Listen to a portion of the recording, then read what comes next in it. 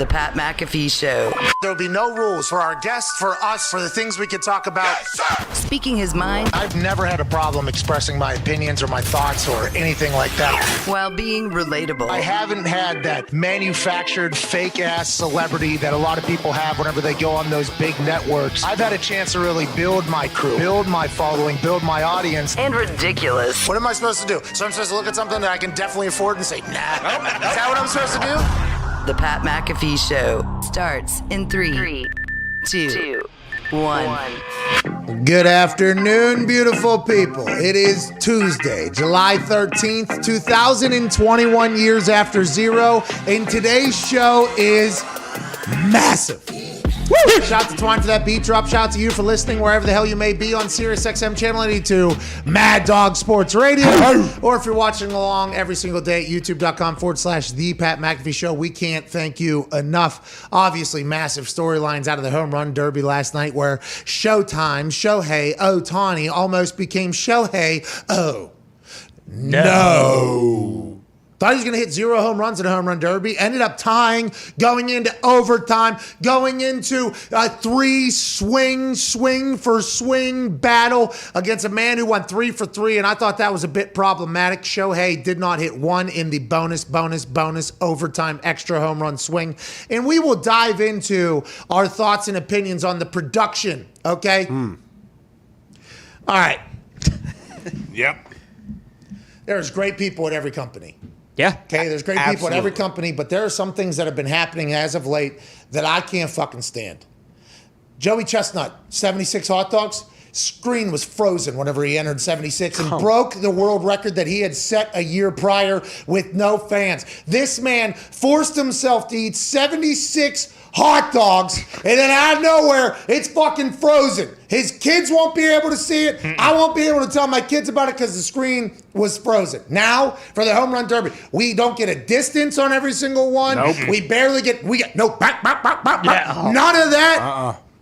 But we did have Shohei early. He left. Obviously, watched the whole show. Boom, boom, Mancini. And obviously, Alonso, who's become a fan favorite.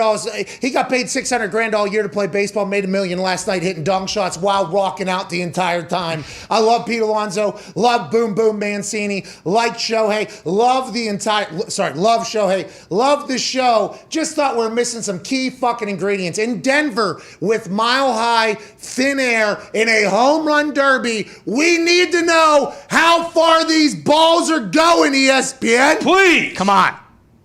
Some of us had a very handsome bet on the over-under of 519 and a half feet for a home run, which would have been by far the longest home run hit in the history of the home run derby. The reason why it was 519 and a half, by the way, is because they were in Denver, bomb town, big ball town. And we can't see the number. Bullshit. They referenced it one time. He just hit a ball 518 yards, or 518 feet, and then he's moved on. That is a record, by the way. Then he's moved on. It's like, okay. And then they would tell us the average feet on ESPN2 on the Statcast. Like, nobody gives a fuck about the average. Nope. How far are these things going? And then when Shohei lost, by the way, when he lost on his thing, they didn't even have a shot of him. They had, what was Side going angle. on? Ridiculous. What was going on? Was it just kind of an afterthought, a last minute thing? Like what? At Ty Schmidt, at Boston Connor, we all watched along. We all had the same reaction. Oh no. What happened, do you think, with that? I loved it. I thank everybody that went out there and swung. Woo! Good work. Rosano, of course. Yeah. Love him. Dave Joss, hell of a performance. Davey, Rosano was grooving balls for Mancini early and hyping him up, by the way. He's like, let's go. He was saying. That was massive. The pitching was a big deal. We talked about that yesterday. We'll dive into the home run derby a little bit more later. But we're all upset with the production. We didn't like the show. Joining us now is a man who puts on a great show. Ooh. Zito's giving me like a maybe. I don't know. Zito, is he good or not? Is he there? He looks good. Yeah, he's good. Okay, all right. Joining us now is the consummate showman, a man who went to a previous UFC event, and he said, I only get 15 minutes to perform. I'm going to make these things beautiful masterpieces or something like that. And he did nothing short of that on Saturday night. To kick off the pay-per-view. And by the way, just like in everything, you put your best either last or first. It's one or the other. Dana said, we're going to put this guy first. Sugar Sean O'Malley went first. His opponent dropped out just a couple days beforehand, showing up with incredible braids and dreads, looking beautiful, something that looked like it was a picture of what a fighter should look like, and then he played bongos on a man's face. 200 punches to the face for this guy. Joe Rogan said his face looked like roadkill. I said it was about 5 to 6 CTE diagnoses of punches and trauma were delivered by this man, the future of the UFC, the next bantamweight champion in the UFC, ladies and gentlemen, Sugar Sean.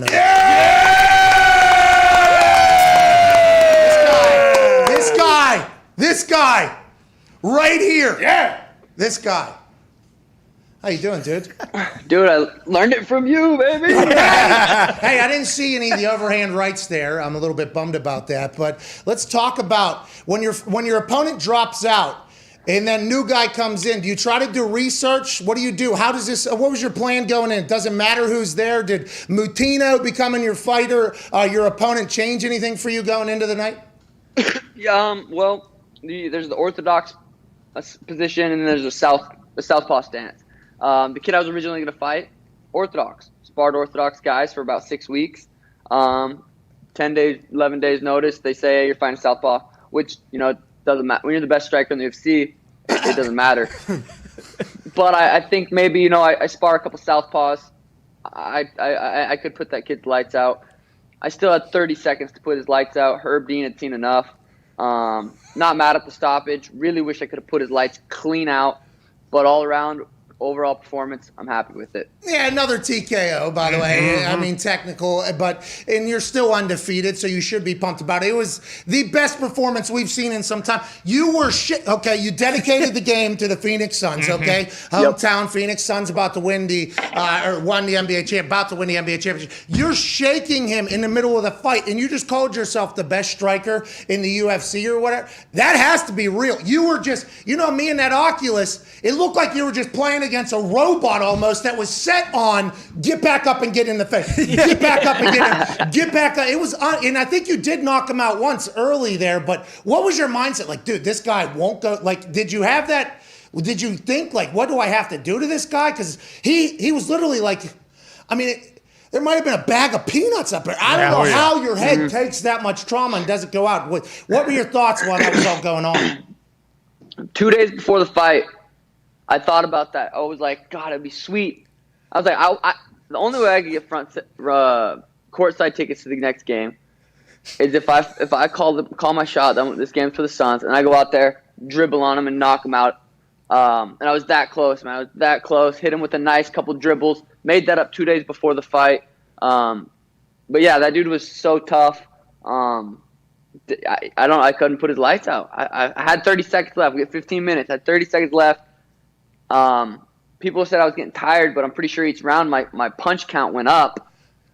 Breaking records is exhausting. You know what I mean? So, Sean, the people that were saying you were tired, by the way, a couple of the commentators said it a couple of times. Like, they thought that Moutinho had kind of like, what's that, rope-a-dope, like kind of Homer Simpson, or kind of took the beating, and he was almost putting you. It felt like every round they wanted you to kind of get beat because of how bad you were just punching him in the face. You weren't tired at all, though, right? You said your punch count goes up. Were you exhausted? Was there any part of your body that was hurting? I mean, you played bongos with another human's face, skull, for 14 and a half minutes. Dude, I was tired.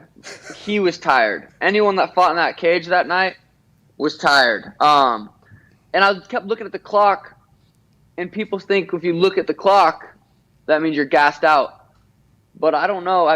When you were in the NFL, you ever look at the clock before? Just, you want to know how much time's left in a quarter? I think it's strategy. You look at the clock, it's like, okay, I need to know if I have 3 minutes left, if I have 2 minutes left, if I have a minute and a half left. So anyone that says that if you look at the clock, it means you're tired is stupid. You know what I mean? Yeah, I agree. And because situations, you're obviously winning the round. How long do we have to go? How much longer is this thing going here? How long do I have to knock him out? And it seemed like at the end of each round, you hit him with maybe your I don't want to say your hardest, but it seemed like the end of the first round, you knocked him out. I can't believe he answered the bell, by the way. So you knocked him out one time. And then in the second round end, you hit him again. It was almost like you were going to end it there early. Is there like a wave of how hard you're hitting him, or is every punch trying to be a knockout punch? Is there setup punches in the second and third round, or what is it there at that point when it seems like you're literally punching a heavy bag that is just walking towards you? Yeah, it comes down to speed. I'm just trying to be as fast as possible, hit and not get hit. I've always preached that pretty much my entire career. That's what I want to be the best in the world, that is hitting without getting hit. Floyd Mayweather's done it better than anyone. And I think I'm pretty sure that the differential from me hitting my opponents is proven that it's up there. That's what I want to become a master in, hitting and not getting hit. And I think I was able to do that against a very tough, durable opponent. And you called it. He probably did get a couple CTE. That's dangerous. 30 more seconds, I could have landed 10, 15 more shots. He went straight to the hospital after that fight.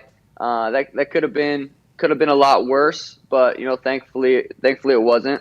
Is this the new shirt, by the way? Is this the shirt we're all buying right now? And still undefeated?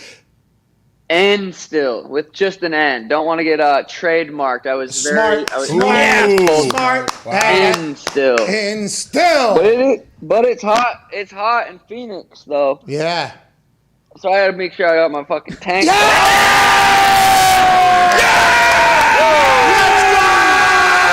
Let's go!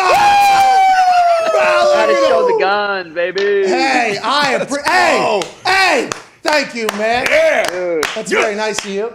Obviously. Oh, thank God you told me to fucking practice my speech after with my heart rate up. Daniel and I, we had to go on the treadmill, hit a couple sprints, and talk on the mic. So I was able to get that out decently after my fight because of the preparation.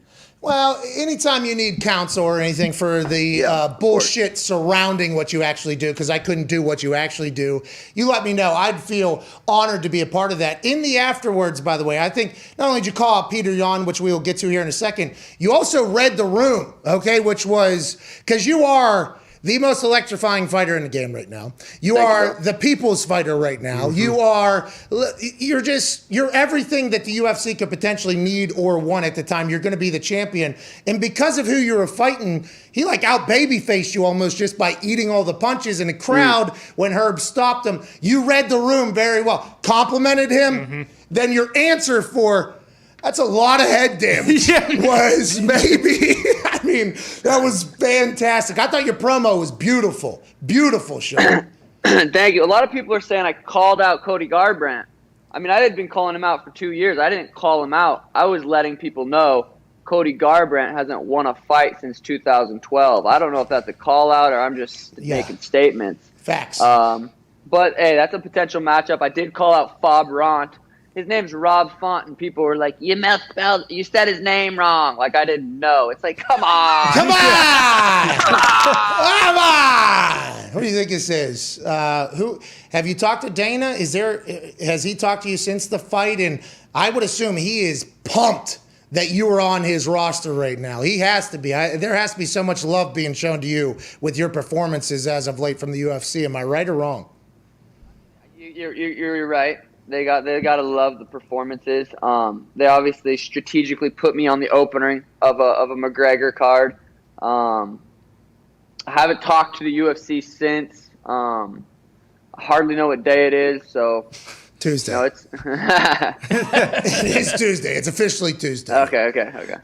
No, we went out to the after party after, and yeah, man, that was fun. 6, 7, 8 weeks of discipline, living a super extreme level of discipline lifestyle, going through a fight camp.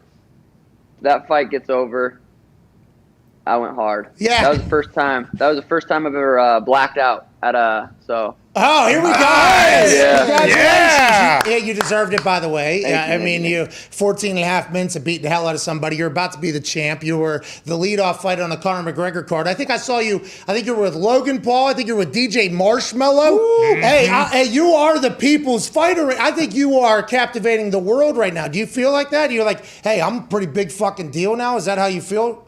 Oh yeah, I feel like a big deal. Yeah, as you should. No, it's crazy As you because should. I would have told anybody to listen. I mean, I said it even before I got on the UFC when I fought on the Contender Series. I said I'm going to be the biggest draw in the UFC. I'm going to be the biggest name in the UFC, and it's just a matter of time. I just knew I had to go out there and put the performances together, and it's happening. So it feels good right now. I'm not even a ranked fighter yet, and I would consider myself top 3 draws in the UFC right now. Not even ranked. What's that all about? Why aren't you? Who's doing the rankings? This is bullshit. I know. Well, honestly, it don't matter. It doesn't matter ranked or not. I could get a title shot in 2 fights coming off not being ranked. So the rankings actually do not matter. As far as pay, if you're top 10, you don't make more money. Or if you're top 5, you don't make more money. So the rankings are stupid. They've never made sense. I'm the champ in most people's eyes, so that's really all that matters. Hey, you're our champion. Hell yeah, Hey, yeah. hashtag our champion is Sugar Sean O'Malley, who's joining us right now after that just clinic of striking on Saturday night at UFC 264 to kick off the pay-per-view. Hey, so you're going to be taller than everybody you fight, more athletic. Like, I'm not... Mixed martial arts, I think, is a incredibly athletic thing. I'm talking about ball sport, though. You clearly have, like a John Jones has some athleticism, some wiggle to him. You have some athleticism because you played all the sports, then you got into kickboxing. Is there any style, other than maybe if you break your foot or whatever, or leg or anything like that, that could potentially happen in a cage? We saw that with Dustin and Conor. Is there any style or human that you see that could be a problem? Or with your size, length, your ability to strike, and it seems like you're so comfortable in these fights. It's unbelievable how comfortable you look. Is there any problems on the horizon, or are we undefeated forever?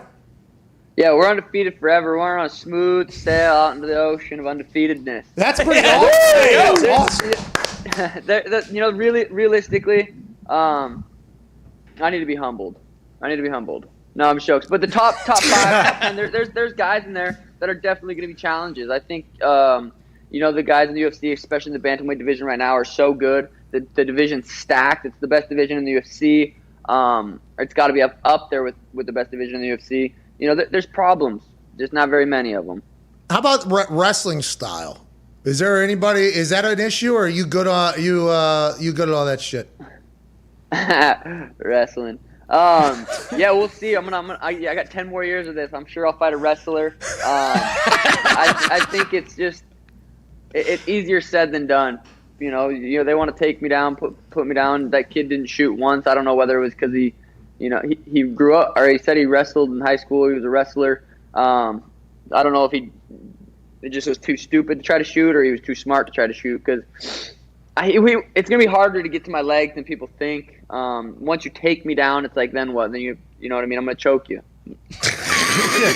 So, hey, if that's what you want to do, no big deal. Because you feel like you were just playing at a different place than everybody. Yeah. It's like whenever an uncle or a dad grabs a little kid's head, and then it's just underneath it. And I saw John Jones, and a lot of comparisons you and John Jones. I don't know if you take that as a compliment or not, and I don't mean it is. Yeah, I saw him in Baltimore. He did this fight in Baltimore. It was in the arena. He did the Ray Lewis entrance. Everybody remembers this. I was at that. He was literally just like holding this guy's head almost away from him, and then just elbowing him in the head, and then right back to this guy. And you just couldn't mess with him because he's so much longer than the guy he was fighting. You seem to be so, and I don't know how. What did you? 135 is the weight.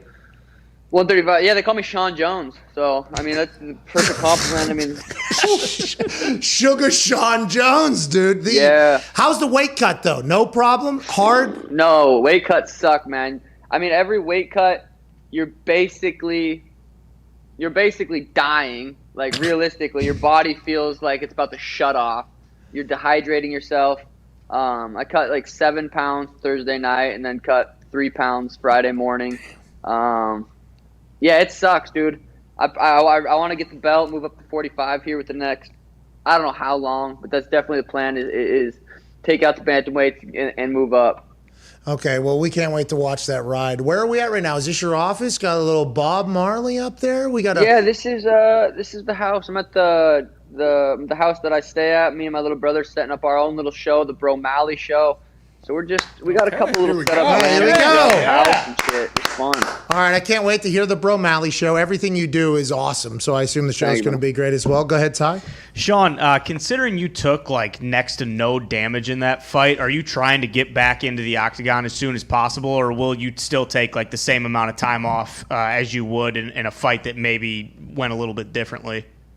My hands are so sore, like I can hardly open up a doorknob. Like my wrist is sore. So I'm gonna actually take I was kind of planning on fighting around September, October. That was the idea before the fight. I think November, December is more realistic right now. My toe is fat and purple because I threw a lot of body kicks, and sometimes when you land those body kicks, you land on people's elbows, and that's when a lot of people break their feet and do damage to their feet. So my feet are definitely sore. My hands are very sore. From a face. So I would say we could probably see me one more time this year. The world wants to see you this year, dude. Yeah, need it. And I think I messaged you this. I think you were like 150 punches into the guy's face, and I started wondering about the hands. I was at what point are those little tiny? I mean, you landed an entire career's worth of punches almost on that guy's face. I wondered about the hands. Do you train the hands? And then when you talk about kicking, because obviously what happened with Conor and Dustin, is there a way to train for misses or anything like that? Or is there a chance that a body can do a body thing? Yeah, those are some good questions. Thank you. First, like going into the end of the first round, my hands started hurting a little bit, and I've never really had issues with my hands. Some people's hands break easy. I've never broken my hands. I got some pretty big-ass hands for a bantamweight, but they were hurting towards the end of the first. Every single shot I landed on his face, I felt it in my hands. So that was different. Going into the third, it didn't feel like they're broken. I feel like I would have known, like, oh shit, I think I broke my hand. So they were just really, really sore every time I'd pop, pop, pop. And he was talking shit the whole time. He would be like, he would say, you're a bitch, and then I'd hit him with a jab, and then I'd head kick him, he'd shake his head, and then I'd hit him with a 1-2. And yeah, he was walking forward, talking shit, and getting smoked in the face. So 177 punches to the face. Talking shit. You're a bitch. That's insane. Wait, what was the second part of that question? The leg kick thing, because you said you broke your toe, but that's right. Okay, yeah. My coach Tim had a good point. He said, how many kicks has Conor been throwing? It's in the last 3 years. There's such small bones in your legs and your feet that if you're training for a boxing fight, hit mitts, boom, boom, boom, boom, boom. You're not kicking the bag. You're not kicking pads. You're not kicking people in sparring. So maybe that was last 8 weeks of sparring. He started kicking and maybe hurt his feet in sparring. I do that all the time. I've hurt my feet in sparring a lot of the times I spar. So who knows if Conor had a little injury going into that fight from kicking a lot in camp. Clearly his game plan was kick Dustin's legs, and that didn't work. That sucks to see the fight end like that. Yeah, what would your thoughts be? Because they continued to talk shit immediately afterwards, and Poirier said, I'm going to fight him in the sidewalk or in the cage again, and this isn't finished because there's no closure, right? Even though, is that why it's so difficult? Because you train for so long and there's no actual closure? Should Dustin consider that a win? Should Conor consider that a loss? Or do you think, like, hey, you never know what could have happened? How does the fighter feel about that?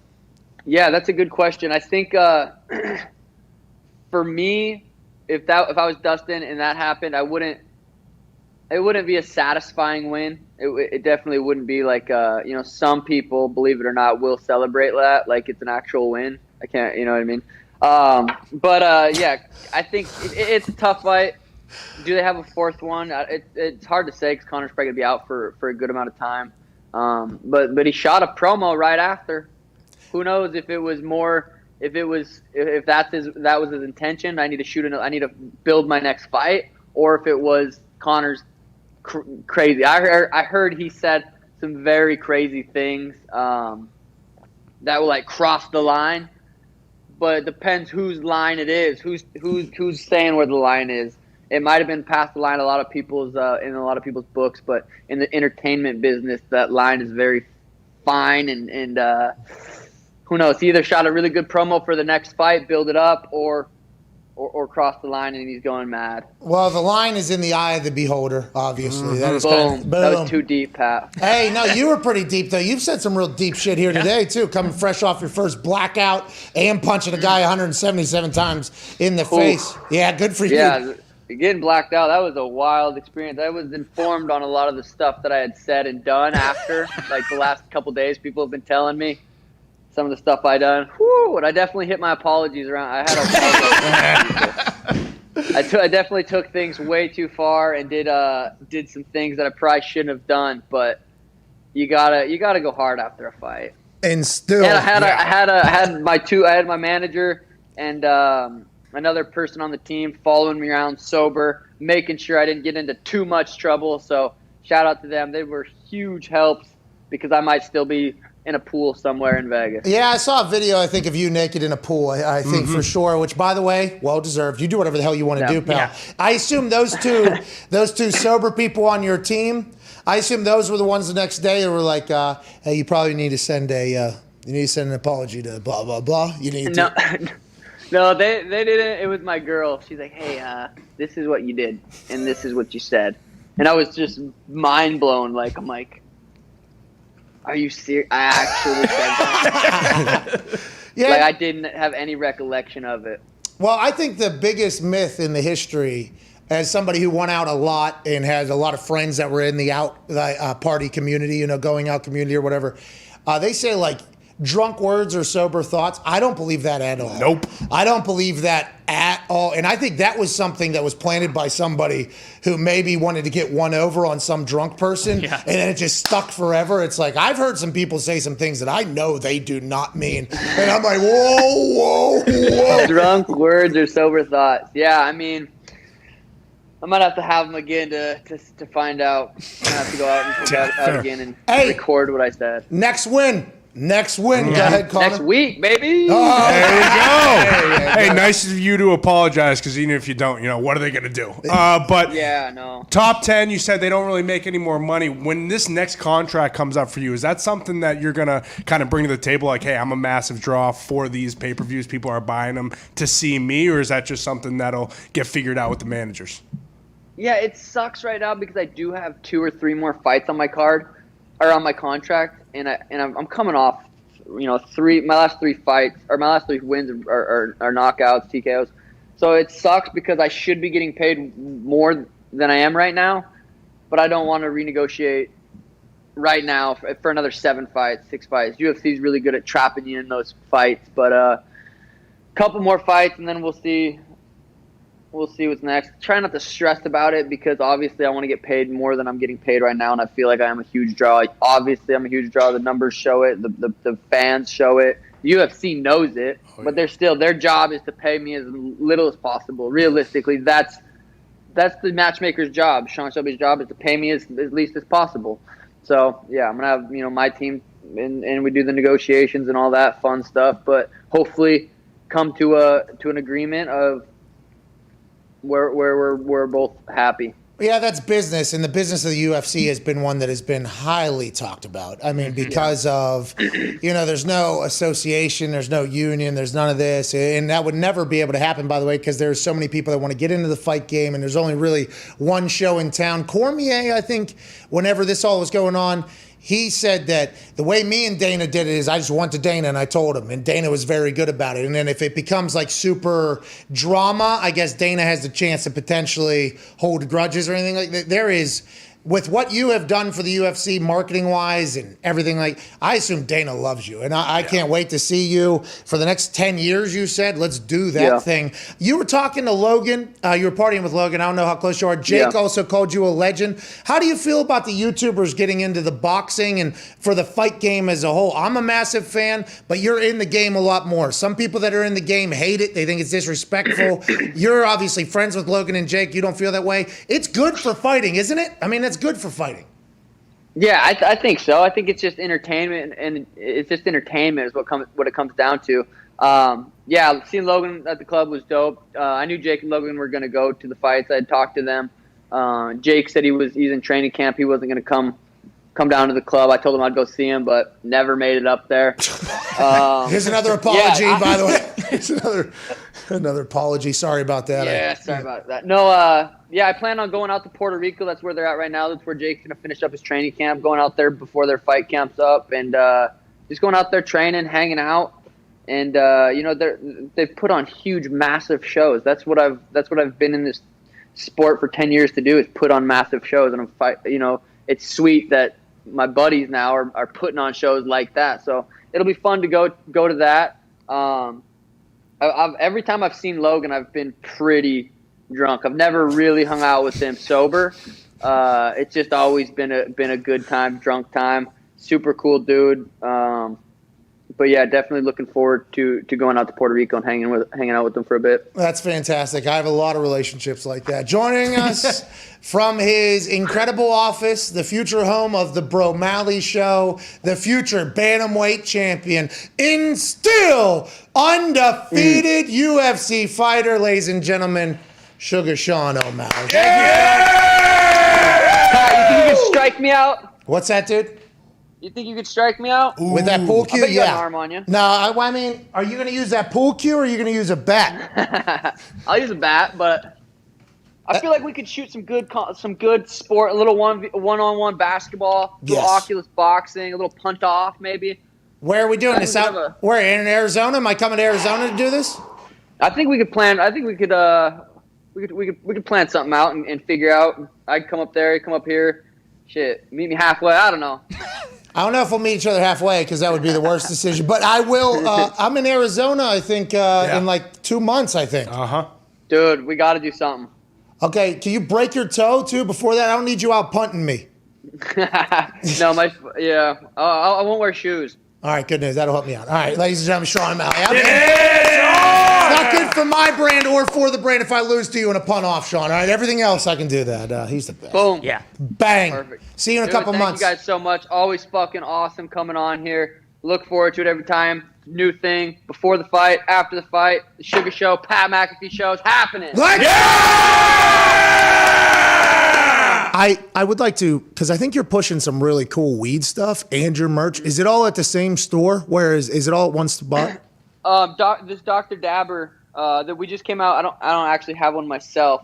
I was probably supposed to pick it up in Vegas. Didn't make it there. Sorry, apologies. The new Dr. Dabber.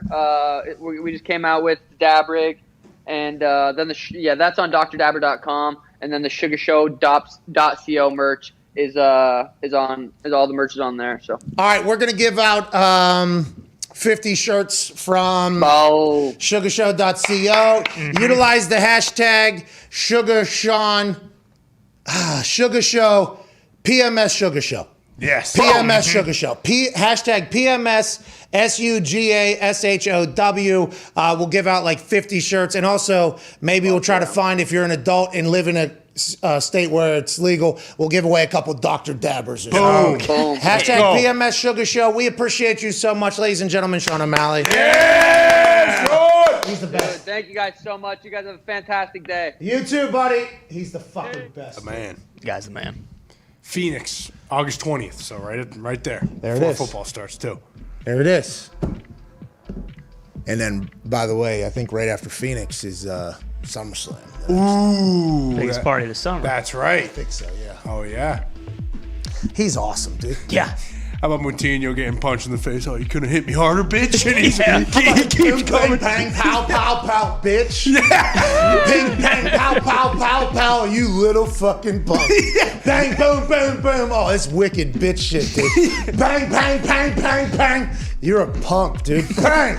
I mean, that's 14 and a half minutes of that. Yeah. This Moutinho guy is awesome. Hats off. Hard hats off. Imagine accidentally, before he became a mixed martial artist, just bumping into him at a bar or something up there in Massachusetts, maybe Newport, Rhode Island. Oh, look out. And this guy, you hit him with a bottle even in the fight, and he just, bitch. Uh-oh. Bad idea. This guy, You're in trouble now. like knockout power puncher in the UFC, punched him 177 times in the face. He's just got to have that thing with his jaw and cranium that like AJ has, right? Yeah. Like, exactly. okay, the brain either it's just locked in so tight that it won't bounce off the side of it, or the skull is just so thick that he can't even get to it. I have no idea what it is, but AJ got it and that Moutinho got it. Yeah. Maybe our species' greatest chin, that Moutinho guy. Yeah. AJ Hawk allegedly here in about 23 minutes. Also, some phone calls on the 5-hour energy phone line, 1-833-4-McAfee. We'll see you in 4 minutes on the other side. Big thanks to Sugar Sean. Remember, hashtag PMS Sugar Show. SUGASHOW. Automatically enter in to win one of the 50 shirts we're going to give away. Shout out to Sean. Shout out to you. We'll see you in 4.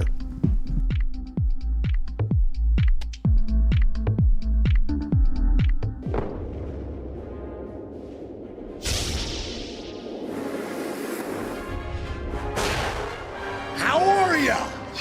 I'm Roman, a men's health brand that can dance very well and make you the best you possible. Are you suffering from male pattern baldness? Dahn, we got something for that. Herpes. See ya. Premature ejaculation? Gone. No more coming too quick. Allergies as well. And that's not all. We have clinically tested supplements for everything, including erectile dysfunction. Come on. Bye-bye. GetRoman.com/Pat. Be the best you possible. I was told by Del Curry, Scottie Pippen struggles on a golf course. Right? Right. I was told at that thing that I'm going against Scottie Pippen. The next day, match play heads up one-on-one Scottie Pippen. So we decide, like, okay, we could probably have a couple drinks, stay at the casino a little bit longer than we should. Representing the NFL out of the Shoeless Golf Club of America, Pat McAfee. His opponent, representing the NBA, Scottie Pippen. You know what I mean? This guy's got 6 rings. Yeah. He's a fucking Hall of Famer. But today he's going to play against me. And then I start seeing Scottie hit some shots that are just like starting to come together. And I'm like, wait a fucking minute. I think I was lied to. We were lied to yesterday. We were told Scottie Pippen was a terrible golfer. Bro, he's Scottie fucking Pippen. Going in the back 9, I think I was down 1. Like, we were battling. But I started making putts. And Scottie Pippen went ahead and got real hot. I mean, real fucking hot. I was down 3 with 7 left. And I looked right in the camera, and I go, So we're down 3 with like 7 holes left. Scottie Pippen's about to get this work. Scottie Pippen from 190 yards out just fucking dunks it. Fucking boom, bang, and then walks up to the green, gets the ball, camera's on him, and he goes, Pippen ain't easy. Kidding me. All right, down 4 with 6 left after Scottie Pippen just chips him from fucking 400 yards out. I was fucking demoralized. Pippen ain't easy. By the way, best he's ever performed at golf, because I'm around, better teammate than Jordan. Yep. People forget. Oh, yeah, I told Del, I was like, Del, what the fuck you lying to me? He was like, well, I saw it yesterday. He was not great. And Greg Anthony told me, and I was like, Del, he buried me, Del Curry. He buried me. He was like, hey, Pippen ain't easy. Yes, baby, it's time to celebrate. Talking about a shotgun of beer after he had beat me. Obviously, I like teach him how to do it. Yeah, put a hole in there. It might spread a little bit, so. Leave Yeah, so you're going to go here, and then you're going to open and flip up. Does that make sense? Congrats on winning the NBA a couple times, blah, blah, blah, blah, blah. And being an incredible golfer. Right, well, cheers. Appreciate it.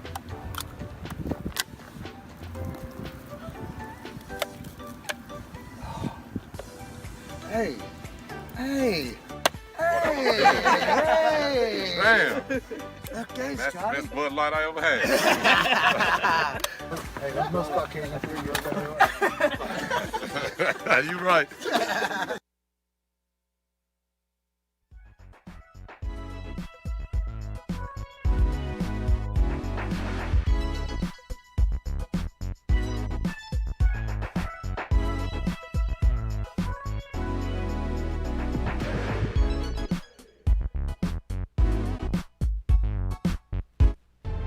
This is the Pat McAfee Show on Sirius XM Mad Dog Sports Radio. We thank you for taking the time to seek out this small regional show that streams internationally. Here's Pat and the boys. Welcome back to today's show. It is presented by Traeger Grills, the wood pellet grill. Get the humidor out of here. Yeah, geez, sage. Humidifier. You got the Traeger down there? No Traeger, because Traeger actually traps all the smoke inside. So Oh, I thought you were checking the ribs out. No, I'm just burning some sage here. Today's show is presented by Traeger Grills. Hell yeah. It is the wood pellet grill you absolutely need this summer. I think the sun will come out at some point here in Indiana. Yeah, I hope so. Probably by August. I don't know, to be honest, because there is a time, 6 to 7 months in the Midwest, where the sun just says, nah, I ain't coming back.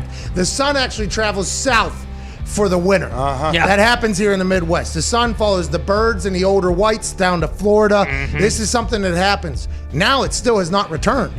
We need a search party for the sun here in Indiana. The son of a bitch has gone missing for about the last 7-8 months. We beat COVID. We need the sun out here. We don't want any more clots. Please. We are done with the gray.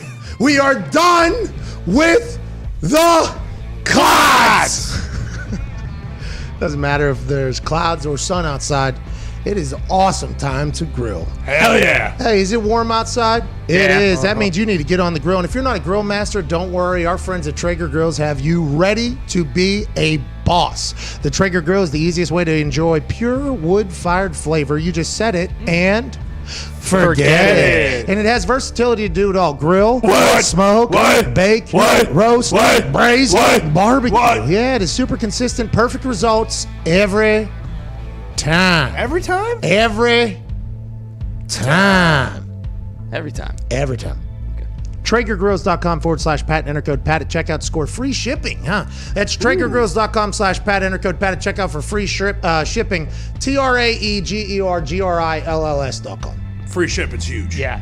Yeah, because it's a grill. It's big. Massive grill. And it's wood-fired flavor, too. So that has to travel as well as that incredible flavor that's right. potentially in there. Just put the sage out. Welcome back to the show. Got a chance to chat with Sugar Sean O'Malley there, and still undefeated UFC fighter. We'll be giving away 50 of his shirts. Utilize the hashtag PMS Sugar Show, not Sugar Show. I'm seeing a lot of people do that. Hashtag PMS Sugar, SUGA, Show, SHOW. You automatically enter into winning one of the 50 shirts we're giving away. Go ahead and put your size on there too, probably. Yeah, it's probably smart. And maybe a picture, something. I would assume. Spice it up a bit. Spice up because whenever it's randomly getting selected, who knows? Best are gonna Pictures win. pop out a little bit more. They do. They're actually larger space in the scroll. Yes. So Something to think about. something to think about is because you do a scroll stop if you actually put a tweet together with a photo in it. This is just us maybe giving you a little bit of game here on how we operate. Yeah. That is literally how we pick it. There has been a couple that have won just with just the hashtag, and it's a miracle because it's like the tiny little slot in the whenever you do the Chuck-a-Luck. When you do Chuck-a-Luck at a fair or whatever, and you have numerous, or you're at the casino and they do the wheel, and there's numerous $1 slots. There's numerous blah, blah, blah. But there's only one tiny little spot that is for the big money. That's what you're doing when you just tweet hashtag PMS Sugar Show. You're definitely entering, but you're making it very difficult to win. Because we have to do it randomly because we want to take all feelings out of it. I don't do it. The boys actually do it. You scroll, we scroll, and stop. We've actually have an entire video of us doing it for the Christmas $25,000 giveaway. If you want to watch, that is literally how we do it. So get creative in there. And shout out to Sugar Sean for joining us. He also said, tradition going forward, pre-fight, post-fight, come on the show. Here we go. Sweet. Lock it in. Hey, that's a lot of responsibility to the MMA world. A lot of things we're talking about on there are going to get quoted in that world. And we are not MMA journalists. So they will judge us for our questions, how we asked them. We must get everything that they potentially need in our own way, which I think we did. Called out 3 people. Yep. Talked about his fight. Talked about Southpaw Orthodox. He broke down a little bit of the fight game, the business side of the whole thing. I think there's a lot of things out of there. And he's going to be, he already is. But I think to a crowd of humans that tend to be very slow on catching on to things and people, he's going to be a megastar. Yeah. 1,000%. Without question. 2 belts, too, probably. Come come on. His lady, he's got a kid. His lady was with him in Vegas while he was living his life. It feels like he's going to be a guy that people are going to want to, he radiates like electricity. He really does. Yeah.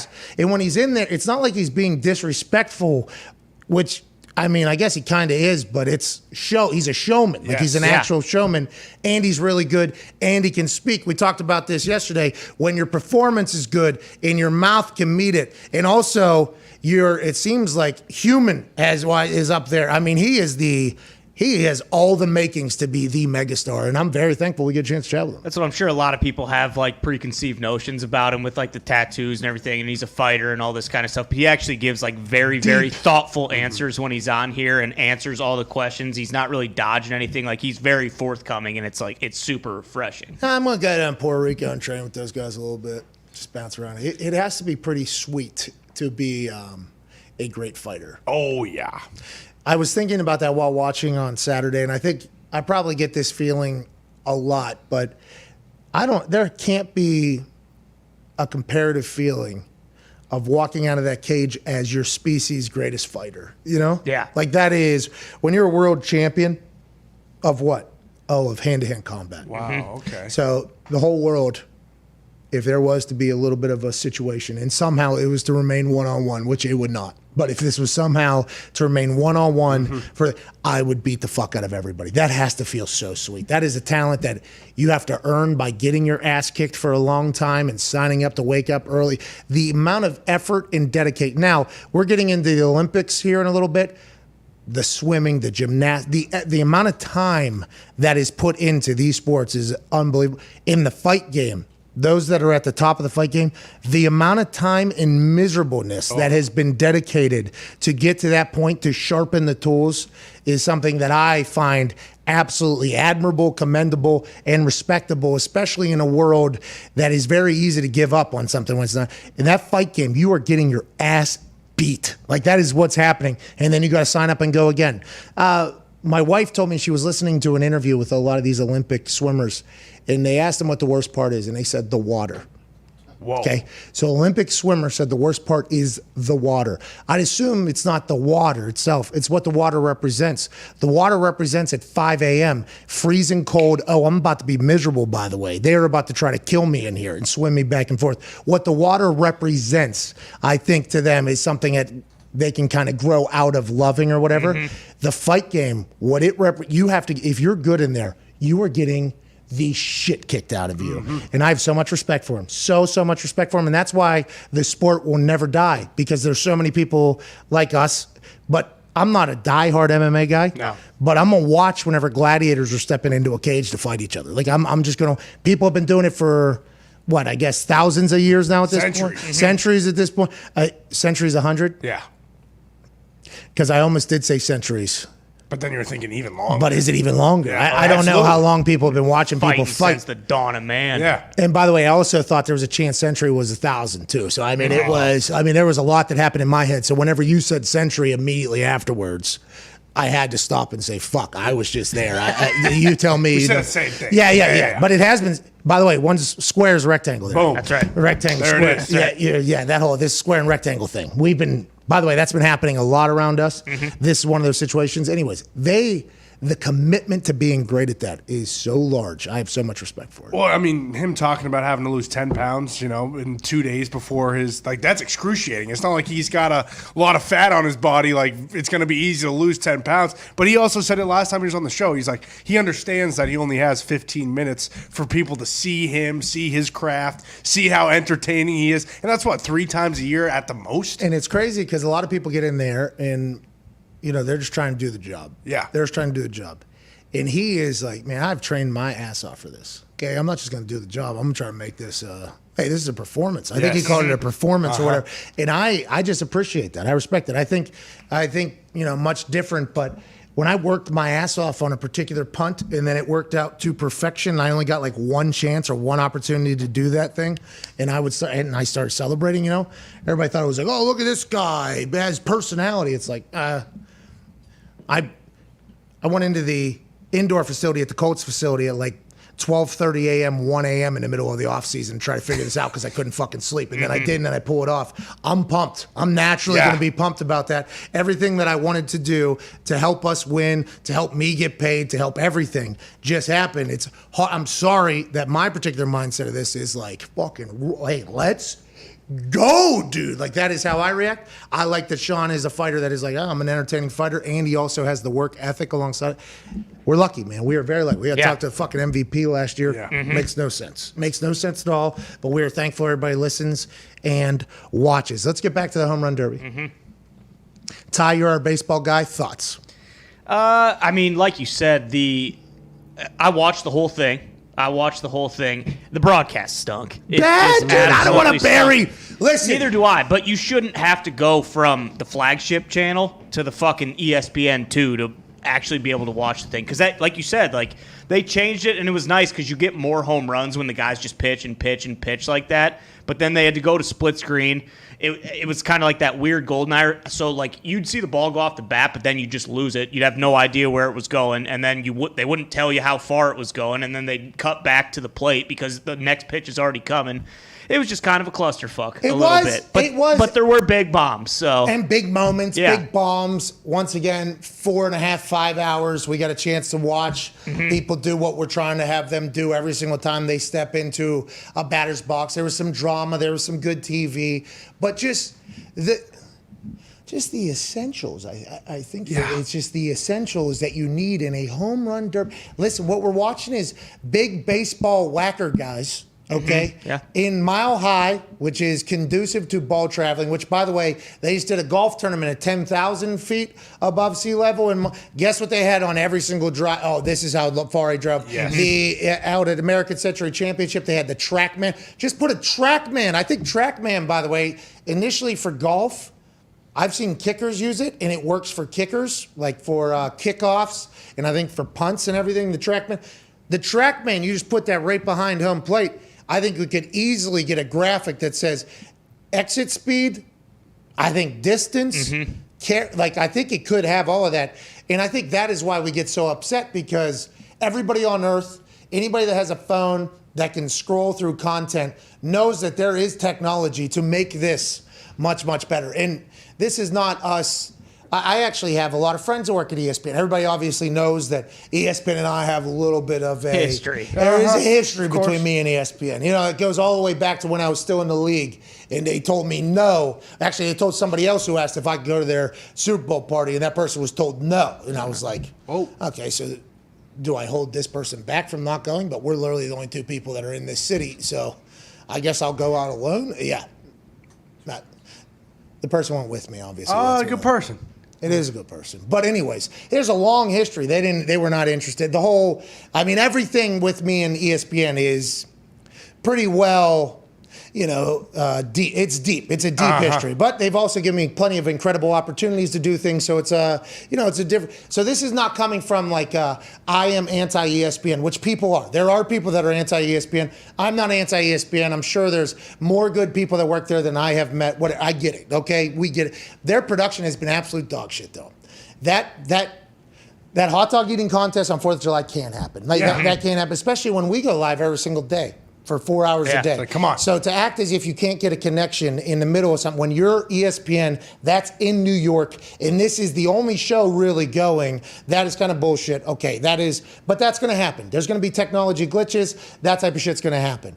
Last night, though, with what they decided to do with the camera cuts and the when and not having the information, I just don't know how or who is doing it. And I don't know how we got to this place, but it's like, hey, you're buying the rights for this stuff. We need you to really go out and deliver here, because as sports fans, we fucking love the home run derby. Right? Yeah, and it was like the camera cuts were confusing. Like they had so many things going on that I don't know. They didn't know when to show one angle, when to show the guy just at the plate, and then they relied so much on like the exit velocity from the side. But like it's the home run derby. Like they're throwing it 40 miles an hour. These guys are going to hit the piss out of it every time. We want to know how long it goes, not how hard it's coming off the bat. That's the most ridiculous part about it. What's that? They had a conversation like, hey, should we tell them how far these balls are going? How about the average distance was up there? Yeah. Who cares about the average distance? Is it going? And how far did it go? We're back in hour 2 with some more terrible conversation, I assume. We'll see you then with Adam Thielen and AJ. Say football for me. Football. Football. Football. Football. Football. Football. Football. Football. Football. They play football. They play football. They play football. They play football.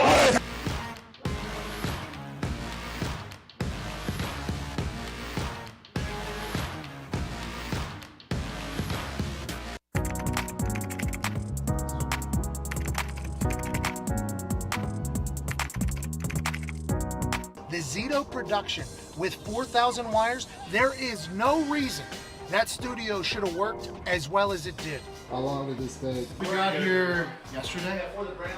24 hours. I tell you what, I give the boys some credit. They got phone calls, everything working from this road studio, right? Zito production, dude. Hey Phil, do you know the front door code? Ty's gonna go try to break into the house to get the garage door opener so we can get in. Yeah, the other way to open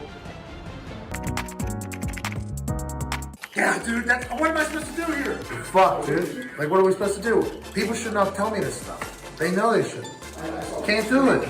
Our sources have told us that Mac Jones ain't going 3. What? My God. I mean, it seems like Trey Lance is going at 3. Draft odds changed dramatically. Odds have just changed, by the way. Before you went on air, Mac Jones was minus 270, I believe, and Trey Lance was plus 280. Now Trey Lance is plus 105.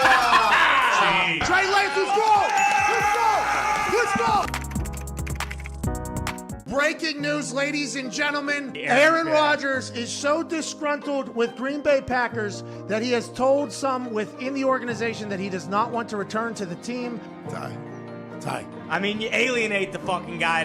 No wonder he doesn't want to fucking come back. He's done. It's over. That's the end of it. Negligence from the top of the organization to the bottom. You got to do something. You had to do something. And they didn't do a goddamn thing. So I don't blame him. We have some breaking news that literally just got texted to my phone. And I think it's because nobody had a clue that 131,000 fucking people are potentially going to be watching this far into the thing. SeatGeek's back! Yeah. That's what live you go. Now, wait a minute. No, you didn't. No, you didn't. And then let me talk. And then, no, you didn't. Yeah. What if this works? Yes, I did. Yes, I did. Yes, I did. I had this. No, you didn't. I had this. I had it. Trust me. Can I talk, for Christ's sake? Okay, fine, yeah. Oh, you're going to get articles written about you It fucking caused a firestorm with the amount of people that watched them. Articles written by these marketing nerds and their little community tech people saying, hey, this is the dawn of a new day. Look at this thirst trap. What are you, dude? D-Bud. Jesus I'm Christ. trying to get, used to the influencer shit. Yeah. Can we make the feet look a little smoother? Just a little smoother. Not the big Clyde hopper walk. You know what I mean? That looks better. Boom Street? Are you kidding me? That's good. I like that. Jake Paul or his brother, yo, hey, you want something? Come get it. I'm happy to break one of your faces for a nice payday. He walks all the way up. Sleep! As we get back into society, let's remember, people will punch you in the fucking mouth. Yeah.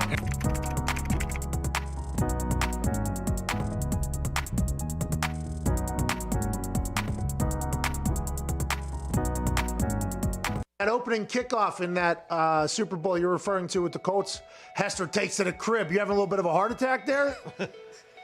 Very bad decision, Pat, on my part. All week up in Indy, we're practicing, and we know he's their number one threat. They don't have a lot of offensive weaponry. They win with defense and special team. So for the whole week, we're in Indy. We're not going to let him touch the ball. We practice squibbing to the corners, bouncing the ball, high kick, pop-up kickoff, punt it out of bounds. Everything to not let him touch the ball. We have a chapel service, and the chaplain talks about David and Goliath, and he says, hey, the reason David beat Goliath, he wasn't afraid. Everybody else was afraid. David ran right at him, threw it right between the eyes, and it was over. And I started thinking, we're acting like we're afraid of Devin Hester. So I told the team on Saturday night, I hope we lose the toss. We're going to kick off. We're going to kick it right down the middle. When we pound him, they'll know we mean business. David and Goliath, it's going to be over. We kicked it to him. 12 seconds later, he's in the other end. Sideline, he's looking at me saying, what idiot decided to kick the ball to Devin Hester? But fortunately, the last 59 minutes, the team made up for it. Wait until they see the tone we set on the opening kickoff. Yeah, that was it. I bet you Vinatieri was sitting there. I don't know if that's such a good idea.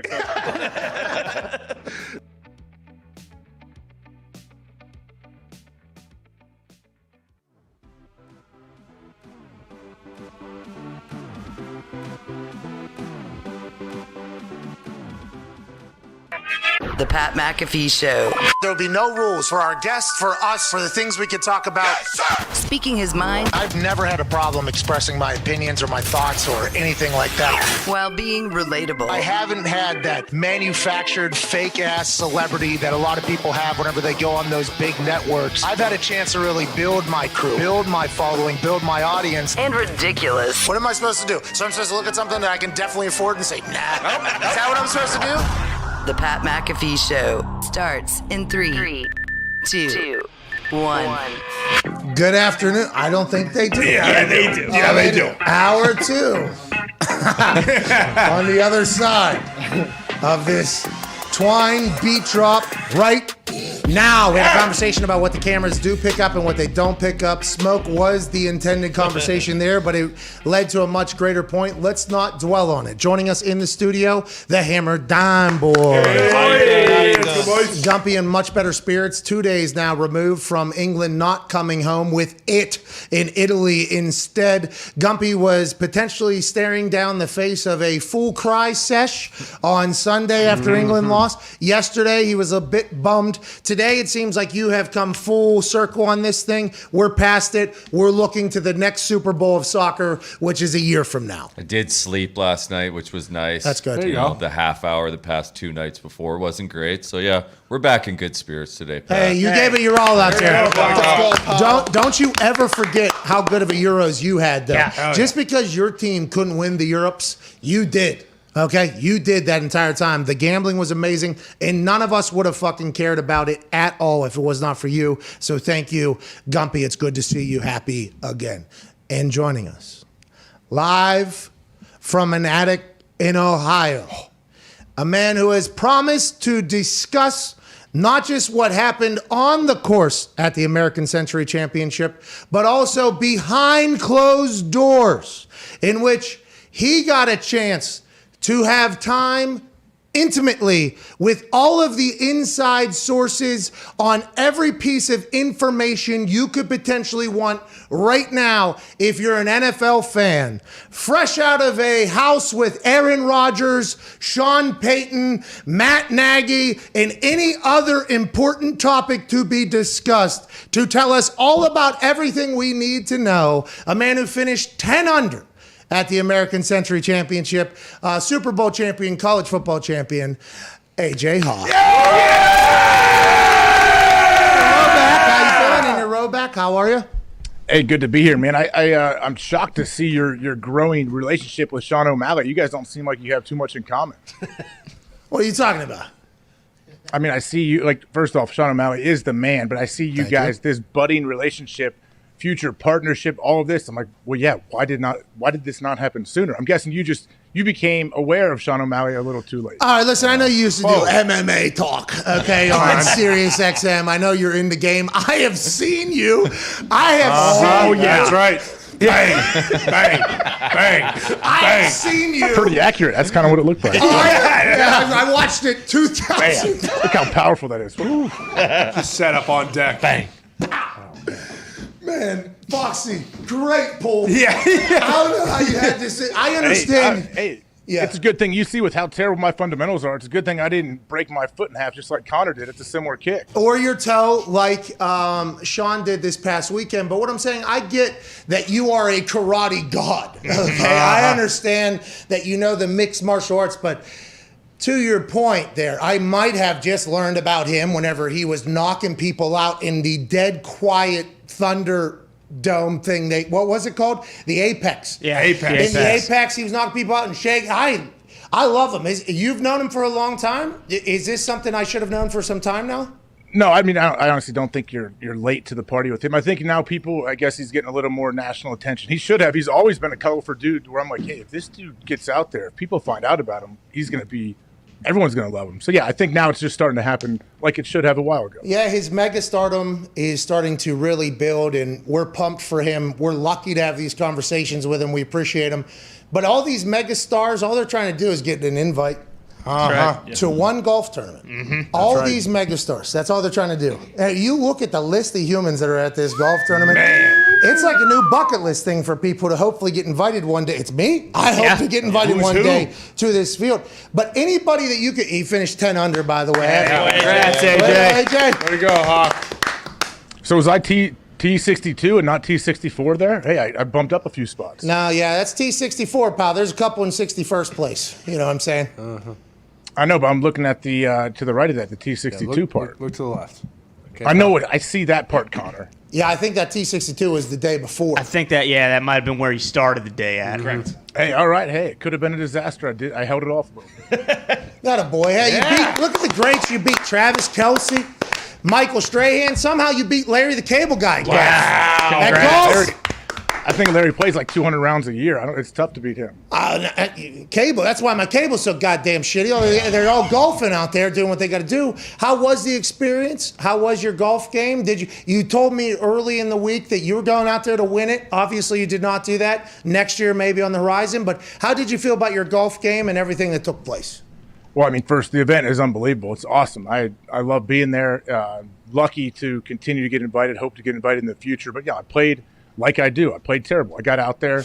Day one, I played with Aaron and Larry Fitzgerald. I think I shot 88, but it's a different scoring system how they work. You want positive points. That was -1, and I end up at -10, which how bad I played on Sunday, I could have been -30. Like I was hitting drives, topping them 40 yards, and then chopping a fairway wood, a little hybrid 290 trying to get to the green. This is in front of people too, huh? People are watching. Oh yeah, everywhere. They saw it. There's probably some. I'm sure there's. Believe me, it's not like I'm sitting there snapping my club. I'm trying to make the best of it. I always stay optimistic. I'm like, oh, this is going to be a hell of a birdie here. So you played one, just bang, you go, okay, next one's the best one because there's cameras everywhere. And if you get actually mad, oh my God, I didn't even think about a potential angry AJ. Oh, man. A potential angry AJ would have been fantastic. Don't you think it would be it's got to be awkward if I sit there and I'm getting mad and I'm snapping my club and people are like, wait, this dude teed off number 10 on Sunday, which means he's not in contention. We'll just put him on the back nine and let him end on the front so it doesn't matter. No one's even out there anymore. Why is he getting mad and snapping his club? He wants to be T63 and not T64? Maybe. Hey, are you trying to get better or are you just trying to stay the same or get worse? Come on. I thought I was better. Every year I think I'm better, and I go out there and guess what? I am not. I should probably play a little bit more golf. The most deadpan serious thing, too, when you told me I'm planning on going low today. You texted me like 6 a.m., I think. You said, I'm going low today. I was. You said, I'm going low today. I love that. Every day. I love that. Every single day I planned on going low, and guess what? It got a little bit worse each day.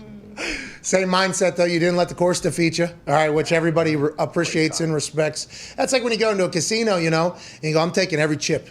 Okay, I'm taking every chip out of this place. That's right. And there's normally a little bit of a strategy or a plan for you, though, knowing that you're going to be terrible.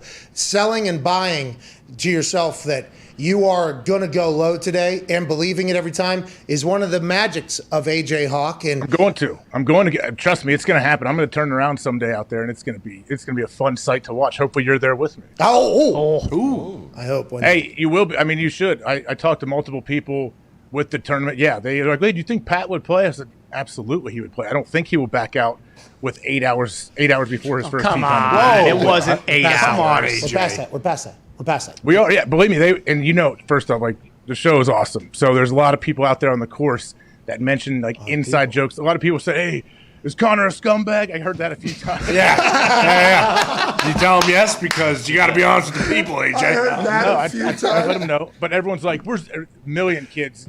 I say kids because they're younger than me usually. Like, hey, where's Pat and the boys? I'm like, oh, next year, buddy. And then like 10 feet later, another person asked me the same question. But the funniest thing was I played with Greg Maddox and Derek Lowe on Saturday. Two awesome guys. They played very well. Oh yeah, these guys don't play any games, Greg. You know them, Greg and Jared. Well, Derek. If you haven't heard of Greg Maddox, you haven't heard of Greg Maddox, Pat? Yeah, you know Maddox. You were saying yesterday. The pitcher. Yeah, my favorite pitcher. One of the greatest. What are you talking about? Yeah, I thought you were talking about Greg Madden. No, he did say that. Greg Maddox. Okay, yeah. Articulate. Mr. Lowe. But a common thing I would hear, and I didn't always respond to it, was I'd be punching out of the woods somewhere. I'm like 80 yards deep in the woods. So people are like, oh, this is fun. Let's go watch whoever's hitting these awful shots. And that's usually where I am. And so I'm punching out, and kids would always be like, how does he even swing the club with those mangled fingers? And I just started, I'm like, what is like Greg Maddox and Derek Lowe? Like, what, are these guys, like, should you say something to these guys? Are they being rude? It's all good, man. Greg, look at them, dude. Yeah. Hold on, you can tell. Look at these things. They are mangled. These things have just been prodded into jerseys and then shredded in a complete different direction for years and years. AJ, let's talk about not just the conversation you had with the fans there and Mr. Maddox and Mr. Lowe there. Let's talk about the real conversations that were had maybe après golf. And for those that don't understand, I am a man of culture. That is after golf. Okay. What is going on after golf out there? How's the mood? How's the vibe? How's the environment? We know who you were with. He looks like he was in incredible shape at the match. Can you confirm that? How do you feel? What's the vibe, the read? And if you have no comment, we'll just move on too, I guess, right? I don't think I could ever just say no comment about anything. Okay, good. We're going to get an answer. Everybody, get the taker ready. Did you see? So you saw the match, obviously, when he wanted to win. You can see when somebody wants to win. I think he was very happy he won. He likes to compete. Does that look like a guy that's going to sit out and retire to you? Does not. Yeah, so of course, yeah. All four of my kids were there. There's a lot of different kids in the house, so it was a crazy time. It was a lot of fun. But no, I think Aaron looks great. He seems mentally in a good spot. He can still slang the ball. Watch him sling the ball a little bit in the water. We're jumping off docks trying to catch balls and stuff. But, I think he's in a great spot right now. Hey, compare it to last year's spin rate. How's the spin rate coming off? You saw it? Hey, I think you posted he threw 3 or 4 balls on 17th hole. This one they didn't catch, but another one stuck like in the boat and banged around, and they caught it, a boat to the left of that later. He's throwing the ball, what appears to be, that is 150 yards. Absolute that seems like it is no joke, 85 to 100 yards. This is not like because there is a little bit of an elevation change. So you got to account for that. That is golf. That is kind of the way it looks. But that is that looks like a longer than a punt would look. It's a ball. What does he do? Okay. So let's talk further now. You said at the match, your view of him was that there's a guy look competitive, right? You think that's okay, valid. All right, valid. I can understand that point that you're making because that means that's how you feel actually, and you were just pointing to something publicly, so Aaron couldn't get mad at you for saying that. Now, he said in the next couple weeks it's going to get figured out, and then at the match he said something maybe next week. At the end, I think to Tom there's a little bit of a quiet time. Is that it has to be, right? Training camp is only a few weeks away. He didn't nothing was really said whenever he said that, right? Yeah, I have no idea about time frames, but if you it's like anything else, like there has to be a deadline. The camp would be a deadline where something has to happen one way or the other, right? You would think, because Peyton just came out and talked last night, and he said, I don't see him going to Denver. We're 3 weeks to the season. You got to know you got to have a plan at least, he said. And this is via Pro Football Talk, via an interview he did at the Home Run Derby in Denver. And I don't know how much the Indianapolis people necessarily love that Peyton is like a face of Denver. If Olympics go to Denver, Peyton's going to be on the welcoming committee. Oh, yeah. I don't know if Indianapolis knows that, but back to the point, because could that happen somewhere outside of Green Bay, Wisconsin for another quarterback is the thing. Figure it out was the words that Ian Rappaport really harped on.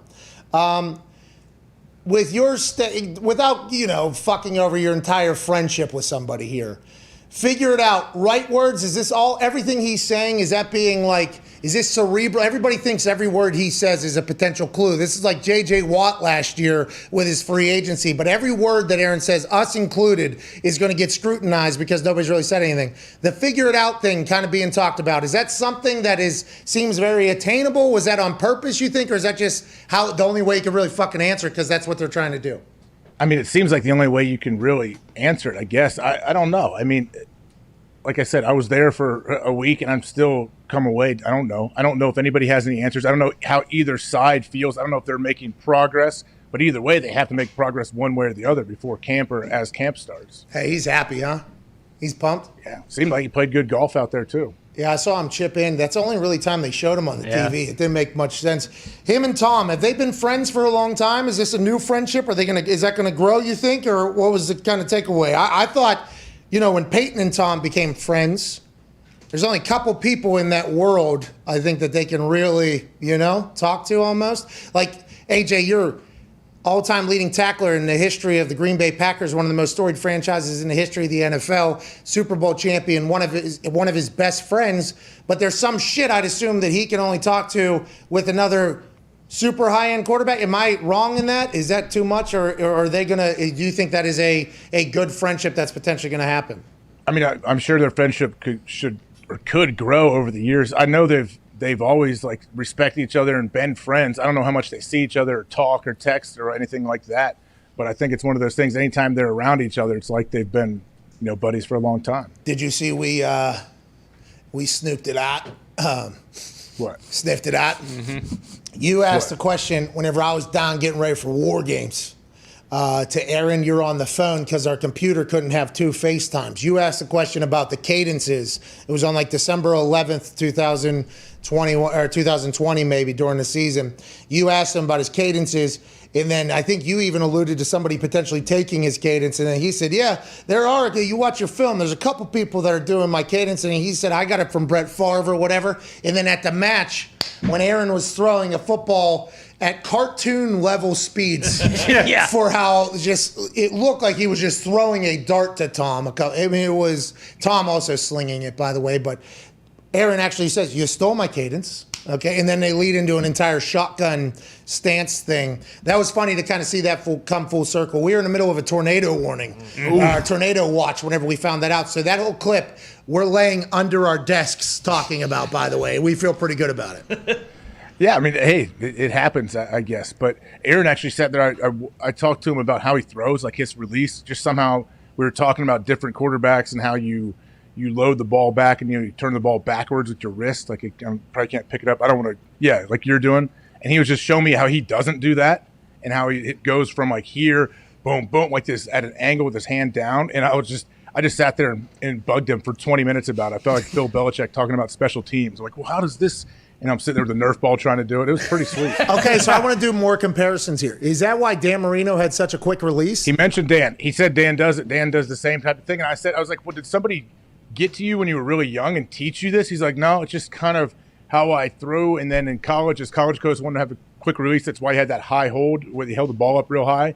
So he could just like less movement, I guess. But I'm like, yeah, you're right. Like you never see a picture where Aaron's arm is like extended back and his hand is cocked back. Like the majority of quarterbacks do throw that way, though. It's literally like he's throwing a dart. And I'm only telling you this because there was this slow-mo shot, back when ESPN would get great shots. Yeah, 20,000 years ago. I think it was Monday Night Football. Yeah. I don't know how long. It couldn't have been that long ago. Okay, I just want to let you know. You never know. All right, don't be so dramatic. Okay. All right, don't Fine. be so. Take it easy. Okay, the hot dog eating contest was a problem. Yeah. Hey, look. Home run derby was a problem. Yeah. Uh-huh. Okay, but I mean, not that long ago, they were they had a zoom in slow motion. Aaron's face is always zoomed in on, but the TVs go in on Aaron's face more than any quarterback in history. I said this last season, during the season, and then once you started looking for it, you were like, oh yeah, they absolutely do. So many close-ups. I think it's just to read every potential emotion he's has. And maybe that's why he always laughs, because he feels like he openly has to show like, hey, I'm just having a good time. Mm-hmm. I'm not. But they did a slow-mo breakdown of him throwing from like the front end.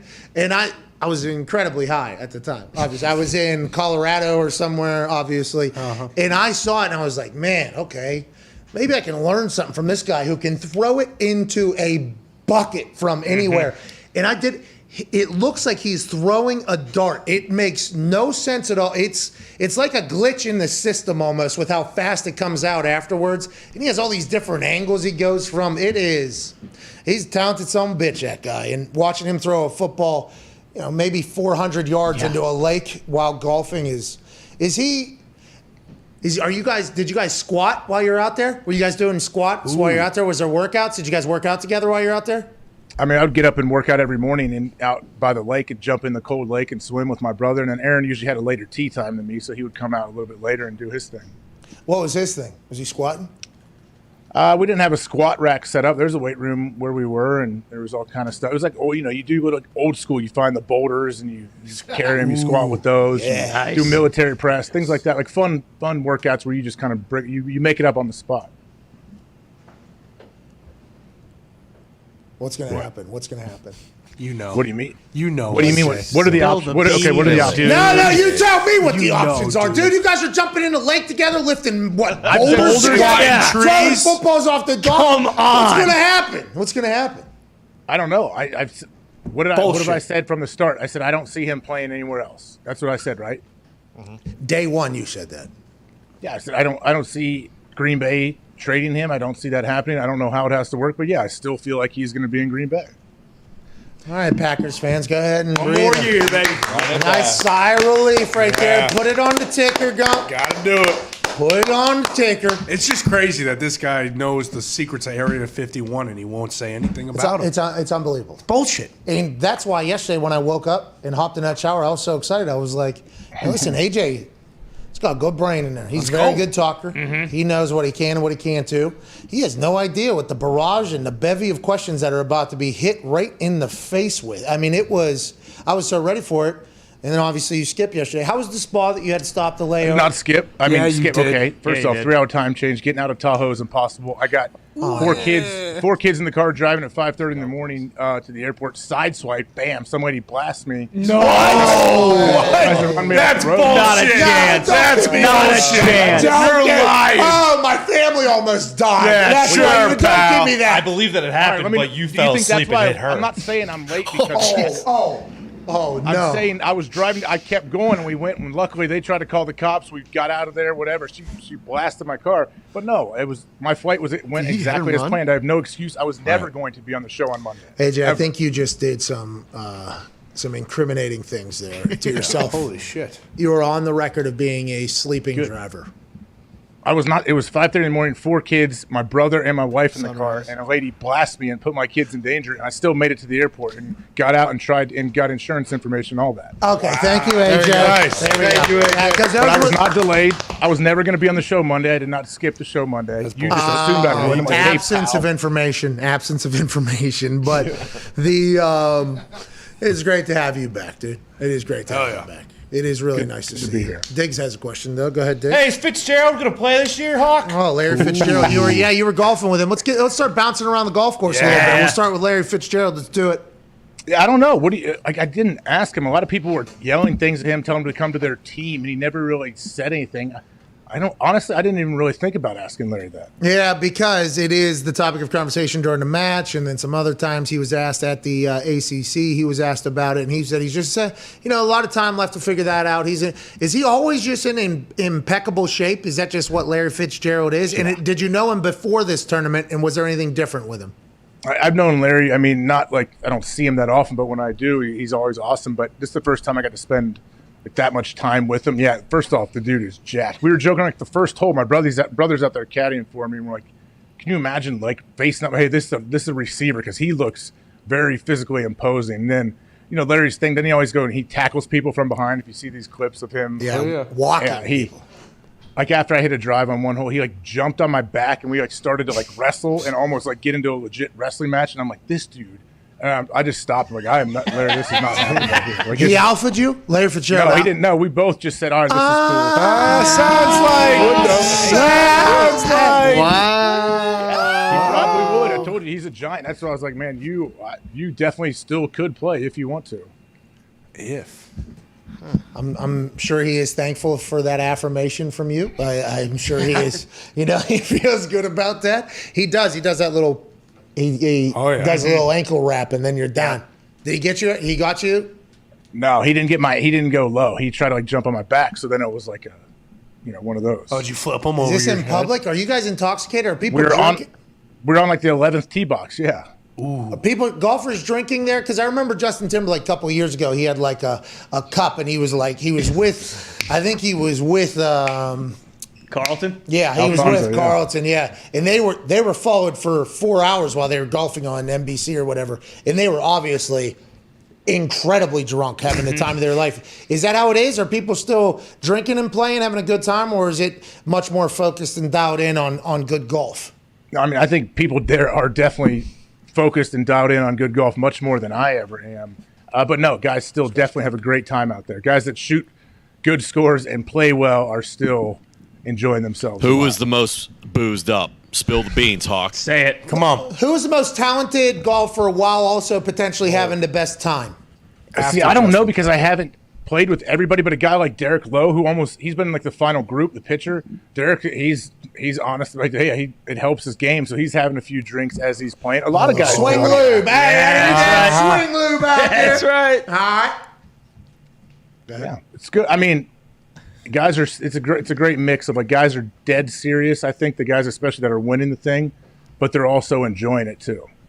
Okay, so you're saying there's some people that are terrible, some people having a good time while also playing well. Are there party events at night? Do you guys all just like, hey, okay, we're all going to get drunk at this lake house, and hey, we're all going to go hang out at this? Is there groups? Because it seems like people are taking photos in like groups. I'm like, oh, wait a minute. Is there cliques? Is there different? Do you guys all meet up at one spot? How is the dynamic between all? There's massive names out there. Yeah. There are big time folks out there. How's the dynamic, and is there events for where you all are, or how's it play?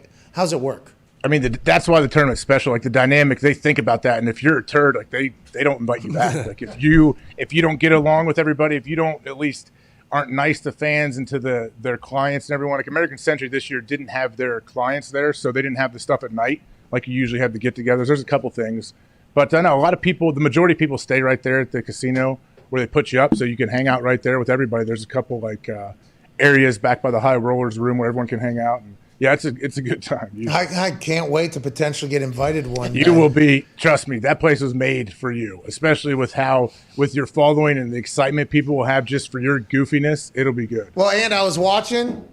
Hey. Yeah, you're going to shoot. You're going to be so good at golf when you're out there. What's your deal? I can't wait. Like, the guys are shooting 70 for 3 days in a row. Can you do that when every single shot That course counts? is wide open, AJ. Somehow you said you found woods. I was watching guys. Yeah. Hey, Foxy, cut this clip. We'll come back and talk and play this after Pat plays in the event for the first time. Well, it depends how many years from now is the event. Next year. Next year. If I'm in the American Century Championship next year, okay.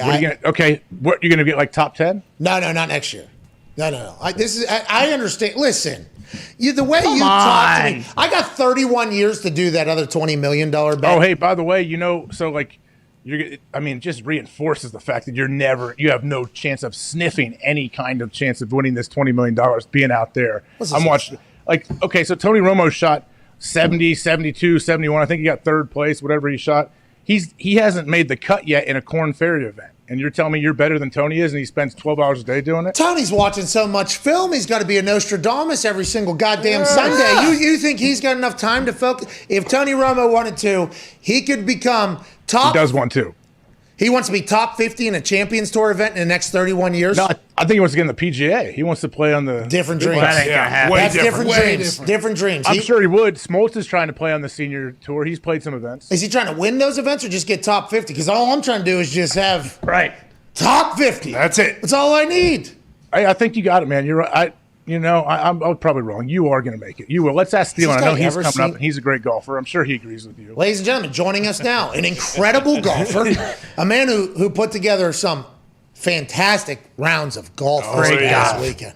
Beautiful family, businessman, Minnesota Viking wide receiver, Adam Thielen. Yeah!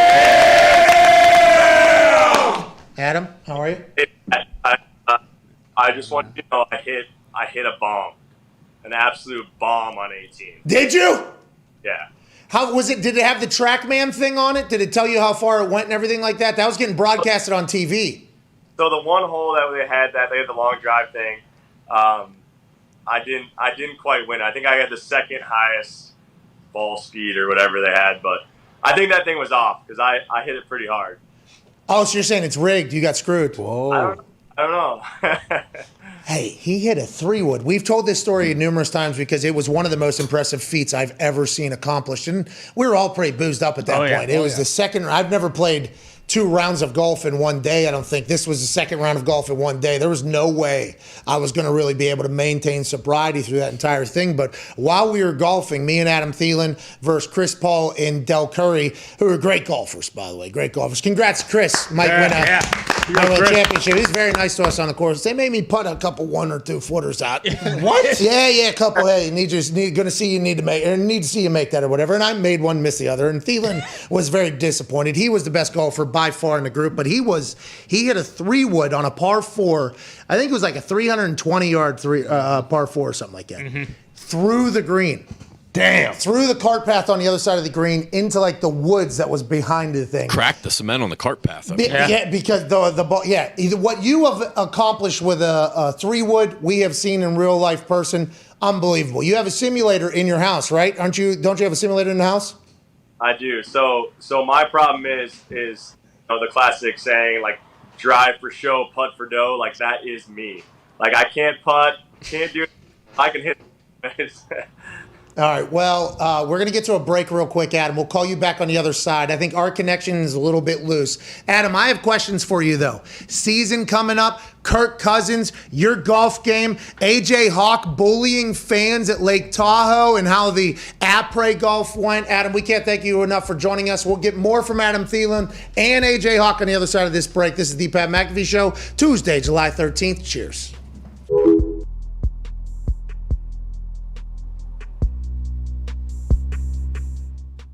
Now comes the time that I've been thinking about for my entire life. It's time to meet Vince McMahon. Vince was not there. Vince wasn't there. I know, this is a big deal. Vince was not there last Friday. Everything could be differently here in the next week or so. This will be my first Friday with Vince McMahon. And all anybody was saying is, can't wait to hear what he becomes whenever Vince is in his ear, when Vince is in his ear or whatever. I think we now have to pretend that night one never even happened. Vince McMahon is somebody who, if he was to say something to me, no matter how he says it, this is a self-made billionaire that turned something from a local situation to a worldwide phenomenon. I'm a massive documentary fan. I enjoy the hell out of people that revolutionize the world. Getting a chance to have that moment with Vince McMahon is one of the main reasons why I was like, I have to do this. Shit can change real quick when he is there. I can't wait to meet him on Friday. How do we think that's going to go? Awesome. Does he know I exist, and how much does he know of me, do you think? He has no idea who you are. Yeah, that's good. All right, good. So I got a chance at first impression here. Yeah. Here we go. The anticipation was building. I was nervous. Would I be starstruck? Would I choke on my words? Would he hate me and fire me? It finally came time to meet Mr. McMahon. I think Vince is going to love you. I think he's going to love you from week one. I have not been told that type of story from other people. I think you're a lot like him. He's got a sense of humor. He's a heel in nature. I think that's going to help. I've been watching documentaries. Firm handshake.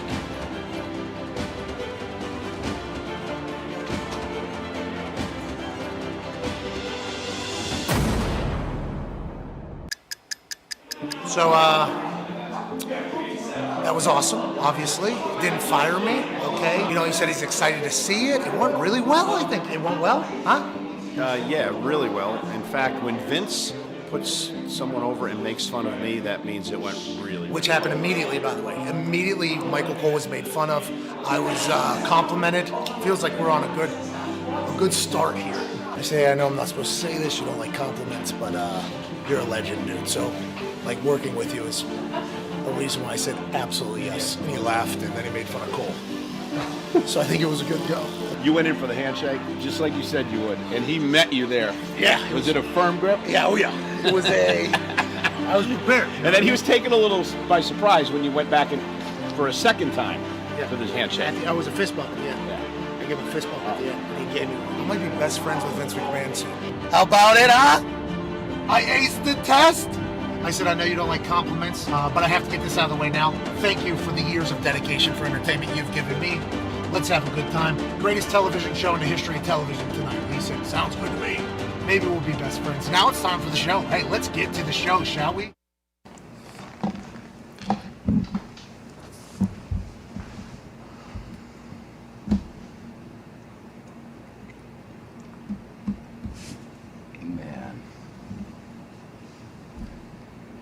Glory for Italy.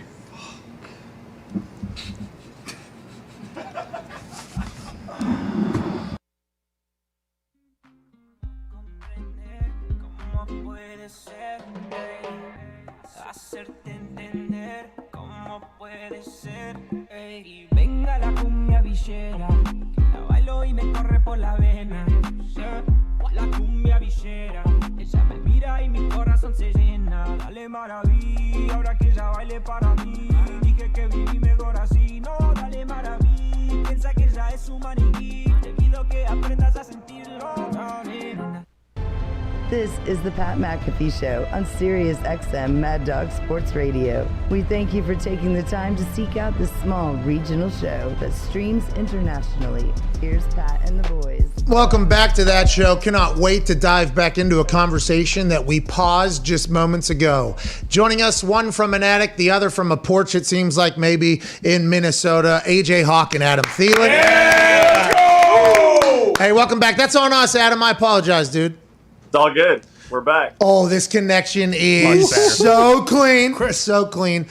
Just got back from American Century Championship, heading into the season. Where's the body? How do you feel, Adam? And where's state of mind thinking for the Vikings, just overall, basically? Yeah, I feel great. It was a great week in Tahoe, as it always is. Actually, talking about looking good, feeling good, AJ, I mean, saw him out there. I was like, man, you making a comeback or what? Definitely not on the golf course. I'm doing anything yeah, he out stinks, there. I've heard. Does he stink, Adam? Is everybody like that? Well, we got to do some talking next year because we just got to get on the range. You got to give me like 20 minutes. I'm a really good coach. I'm a horrible golfer, but I can coach you up. I think I could get you right. Hey, wow. I'm in. Yeah. I am absolutely in. He's talking to me. Need to work this out. You were talking to me? Don't worry about Pat. Well, you don't even need it, Pat. You got a dang good golf game. If you just could stay focused, you know, we have a kind of a similar problem. Not staying focused very long. That's true, yeah. Fair. Go ahead, AJ. Please. You don't have to be focused to play 18 holes. It only takes like 4 or 5 hours. I'm sure Pat can dial in. But Pat, I'm curious why you haven't asked Thielen any questions about Aaron, because I believe Thielen played 2 of his 3 rounds with Aaron, right? AJ, that is, welcome back in the saddle. This is good co-host, and I have missed you. And AJ brings up a great point, Adam. Once we looked at, you know, we saw the pairings and the groups, and then we started doing the time. We're like, maybe AJ, because he's at the same house, staying with him, working out with him, eating with him, traveling with him probably. We thought AJ was maybe the right guy. But then to AJ's point, the way golf works, you were with him for, 13, 14 hours these past couple of days. You're good friends with him. He obviously drafted you to the same team I was on when we were undefeated against the NBA in golf. Yeah. Adam, your thoughts on Aaron Rodgers, and did you learn anything in the conversation that we should all know about? Well, I learned a lot about his golf game. The dude is ridiculous on the greens. Yeah. I mean, like, if he's within 40 feet, it's in range. It's crazy. Getting to the green is a different story, but literally when he gets that all black putter in his hand, it's like, watch out. And he's so confident with it, it's crazy. And then other than that, you know, just kind of catching up. It's our one time a year. We always play together there, find a way to get it done, and you know, just catching up and seeing how things are going. Okay, Adam. So that wasn't an answer. No. Hey, we all saw that at the match, didn't we? Yes. We saw the putter. It was awesome. Gorgeous. It was beautiful. He walked and he literally buried Tom and Phil with it. And that was an ace up the sleeve, a wild card in the back pocket. But what we want to hear about, Adam, and this is a player that is in your division, obviously, so you can't You literally cannot say anything right now that won't potentially piss off a lot of parties. But how's Aaron feel? Does he feel like he's in a good spot? Does he feel comfortable? Does he feel like he's ready for a season?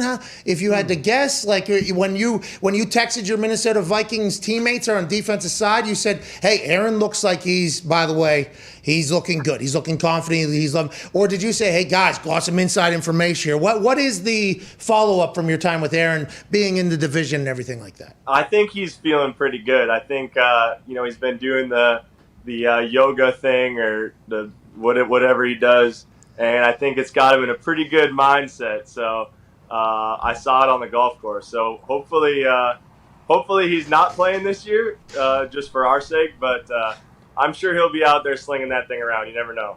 At Boston Cotter? Yeah, Adam and AJ, you can probably answer this too. But did Justin Tuck ever recover after he damn near killed a guy on the longest drive contest, or was that kind of the end of his weekend for golf? And was that guy signing autographs?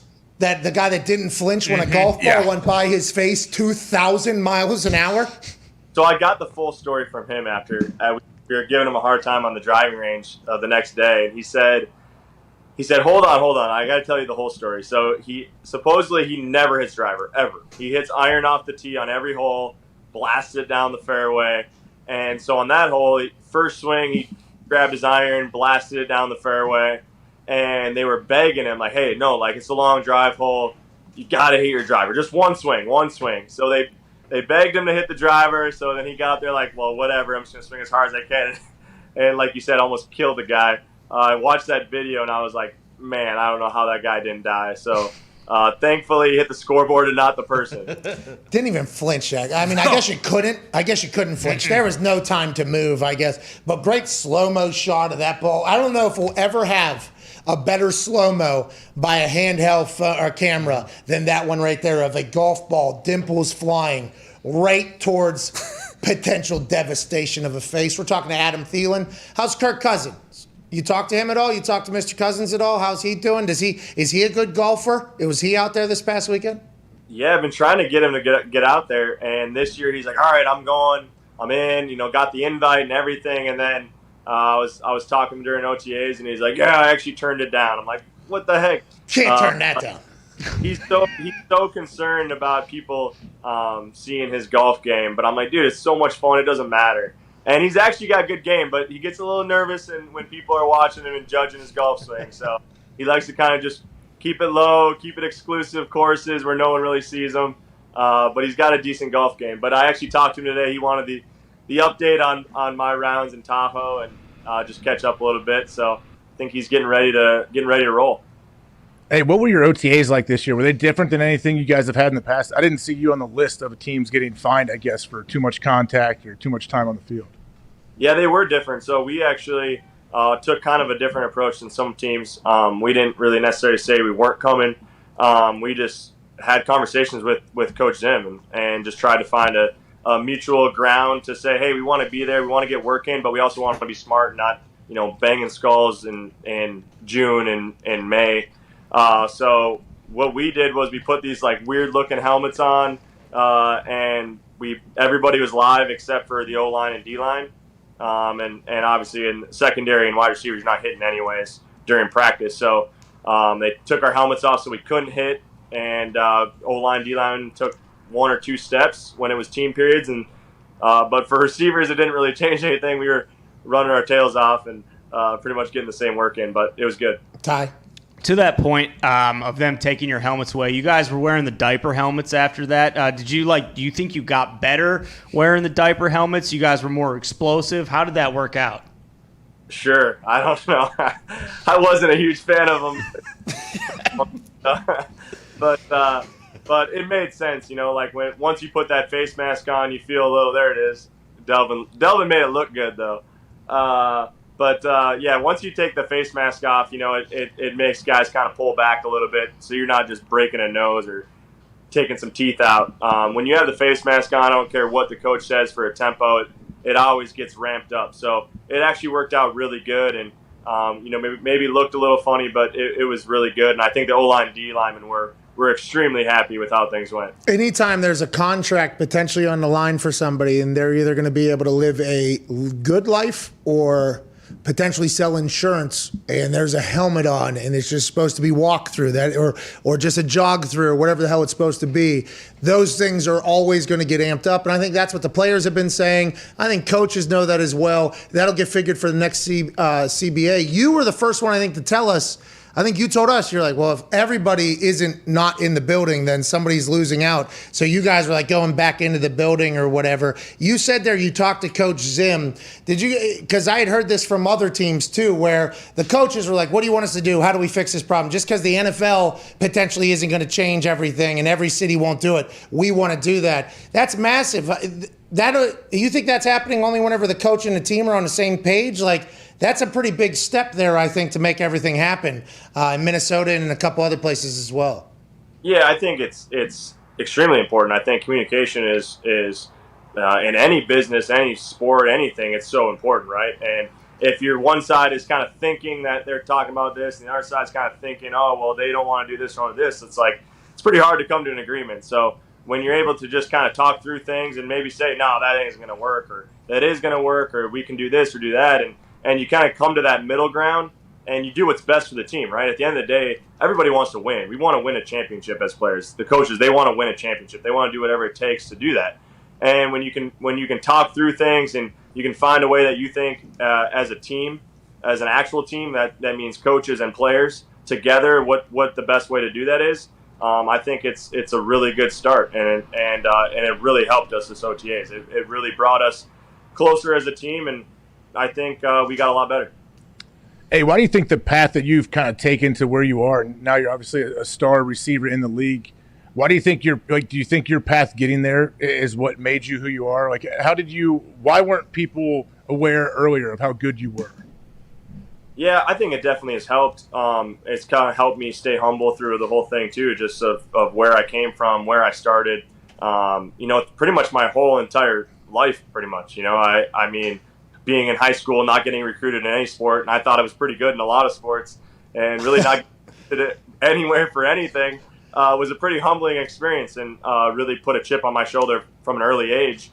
And then as we went on, to college, and felt like I played pretty well in college and proved that I could play at a high level, and still nothing, not even being looked at all for by any team, not even asking for film or anything. And then after the combine that I went to and did well, still same thing, nothing, and not getting drafted, things like that. It just keeps putting chips on my shoulder. And then getting into the NFL and not being able to play right away at receiver, just playing special teams. It continues to kind of pile up, and there's always that in the back of your head, like, hey, there's a lot of people that doubt what I can do, and I want to go prove them wrong day in and day out. And I think about that when I'm training, when I'm working out, when I'm in OTAs, when I'm at training camp, game day. I'm always got that in the back of my mind, and like you said, it's helped me get to where I am. You're making a movie, you know that. You're what you're doing right now. This is a movie. I don't know if you know that. So maybe win the American Century Championship. That'd be a good scene. That'd be a good scene. Wahlberg. Yeah. Well, can Wahlberg play you in the movie? Wasn't he a receiver for the Eagles? Well, yeah, Vince Papale, Adam Thielen. Yeah. I mean, now we're talking. You know what I mean? One's all pro, one made a tackle. I mean, there is two different stories, I guess. There's two different stories there. But you're a cool dude. I think if it did happen, which I hope it doesn't, I think Miles Teller would play me. All right. All right, let's get out of here. Comedian, this guy. How do you feel about Miles? Threw me, okay? This is what Miles did. Never met him. All right, I know he's from Philadelphia, so I immediately have my own thoughts. But he picked me up, okay, like this A.J. Hawk bobblehead, and just threw me right under the international press's bus, just right underneath of it, and then, by the way, every country hit me on the way. Oh, yeah. It was like, hey, boom, bang. And I'm like, I did not make up the fucking story, Miles. Okay? I would like to be. How's his golf game? He a good golfer? Is he out there? Well, don't they say no press is bad press?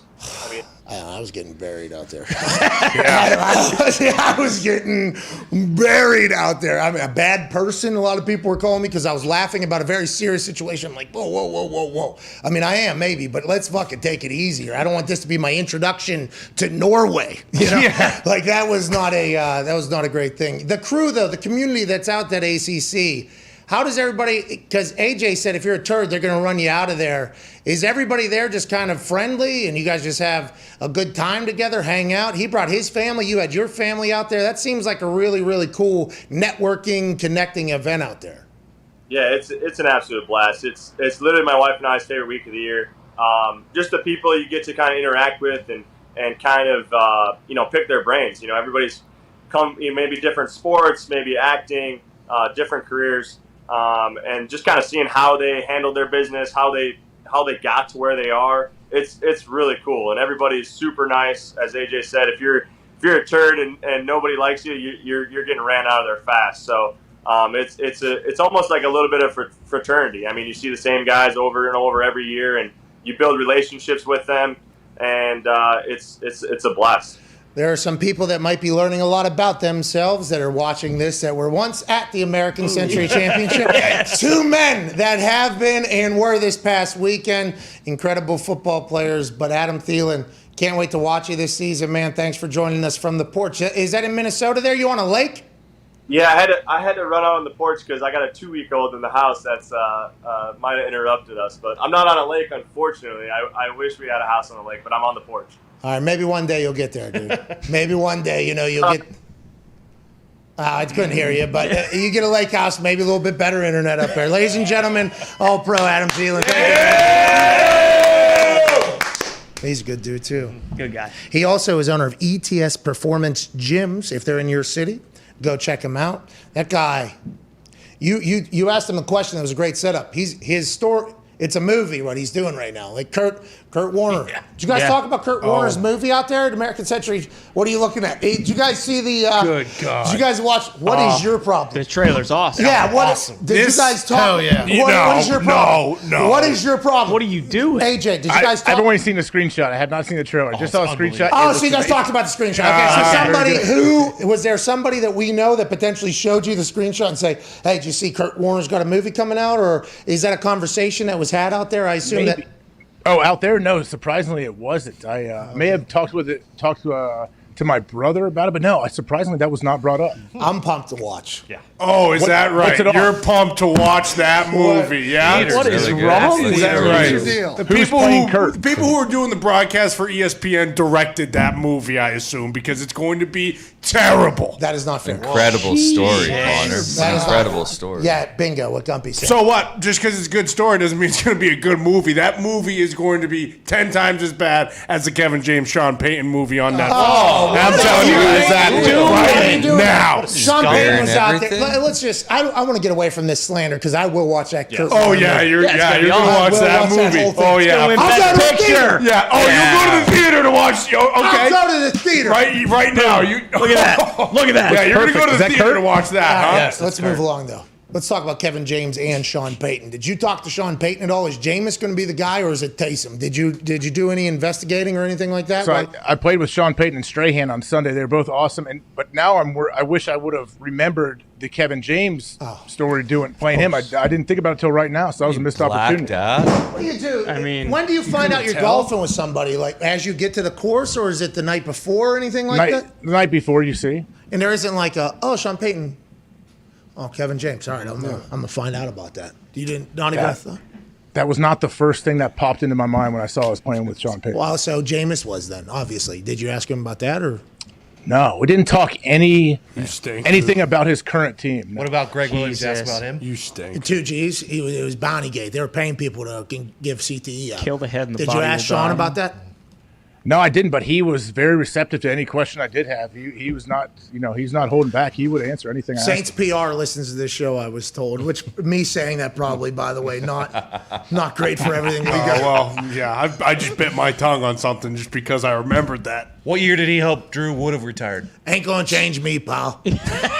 Sorry about it. What's that, AJ? I didn't. Diggs said that. What'd you say, Diggs? What year did he wish Drew would have retired? Yeah, correct. Yeah, did you ask that? Why was surprisingly, no. I did not ask that one. All right. Did you ask why he had to gain 80 pounds to resemble Kevin James more before the movie comes out? Or not? See, you are on one, dude. Well, I bit my tongue and then you said you're not changing me, and I thought, you know what? How dare you? This guy's out of control. Bro, you got a penalty box. You got a penalty box. Yeah. 7-minute major. What? Yeah. That's bullshit. 7 minutes, dude. No way! You're in it right now. That's bullshit! You're unbelievable. 7 minutes? The game must go on. Get in the box and shut up. Come on! On the other side, we have hour 3. It's going to be a beautiful one. AJ, anything for the people? Any news you're going to break in the third hour that they need to stick around for? What would you guys have wanted me to ask Strahan, if that's what you want me to ask Sean Payton? I don't have any of these. This is obviously a crew that is now in the penalty box, so don't even acknowledge that. Well, I was going to say, if Favre laid down on that sack when he broke the record, that son of a bitch. Boom. All right. is that Strahan's fault? How is that Strahan's fault? But let's talk about what happened directly outside of WrestleMania in the MetLife parking lot. And this guy tells Zeke, yeah, hey, just follow that car right down that way. If that awning was literally 6 inches lower, I'm dead. Hey, who the fuck told you guys to drive down there? So I get a text from Nick that says, call me when you can. And I never get that type of text from Nick, right? Granted, it's unfortunate that, the boys, the Roadhawks, didn't have their WrestleMania moment. We talked about it earlier. All of us felt like we were in like a trench in World War II. Yes. Tell you what, the WWF will be proud. That's a lot of fucking destruction. I thought the entire building was coming down. The best looking uprights I've ever seen in my life. Hey, who the fuck told you guys to drive underneath there? I will never forget April 7th.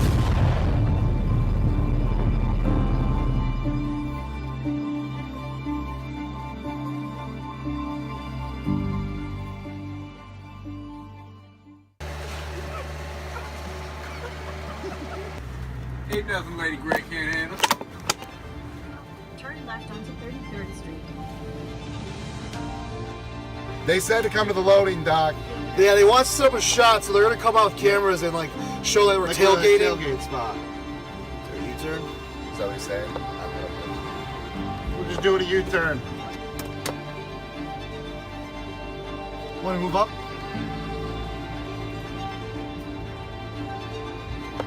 And this guy tells Zeke, yeah, hey, just follow that car right down that way. And so we're thinking, okay, no problem. Backing up. So Zeke moseys on down this way and just fucking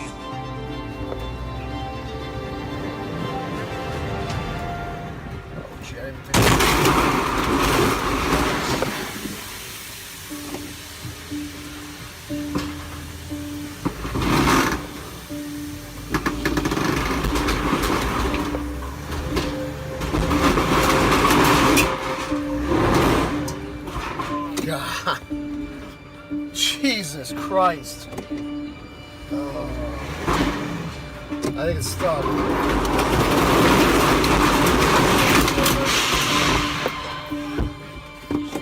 Fuck.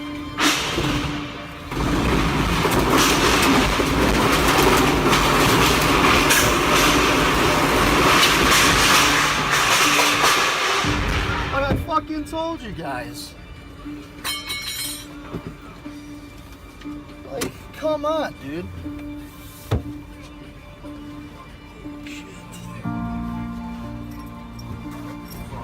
Who told you to go through here? These guys did. Nah, you were supposed to come through this shot, like right here. I didn't tell you to go through there. You told me Yeah, right down this lane here. Fuck. Left side. Come on, guys.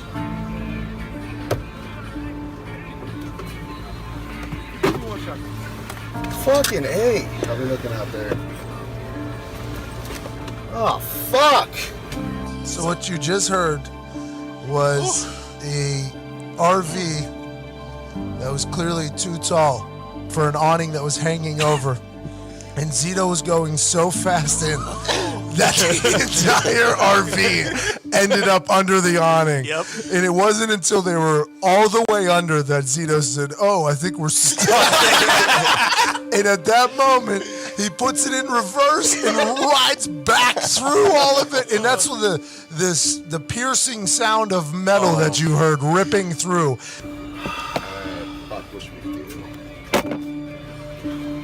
Fucking dude. They're fucking everything up there? The backside fuck too? How's it going, sir? Yeah. Yeah, they just keep fucking sending us through here. I just sending somebody out. Just hang tight, all right? Did you check the top? It's destroyed. Scratched up? No, like the whole thing is. Oh, fuck. Like, they're gonna fucking send me fucking through somewhere. You good though? Everybody all right in there? Yeah. Stay calm. Yeah, you're right. Stay calm, kid.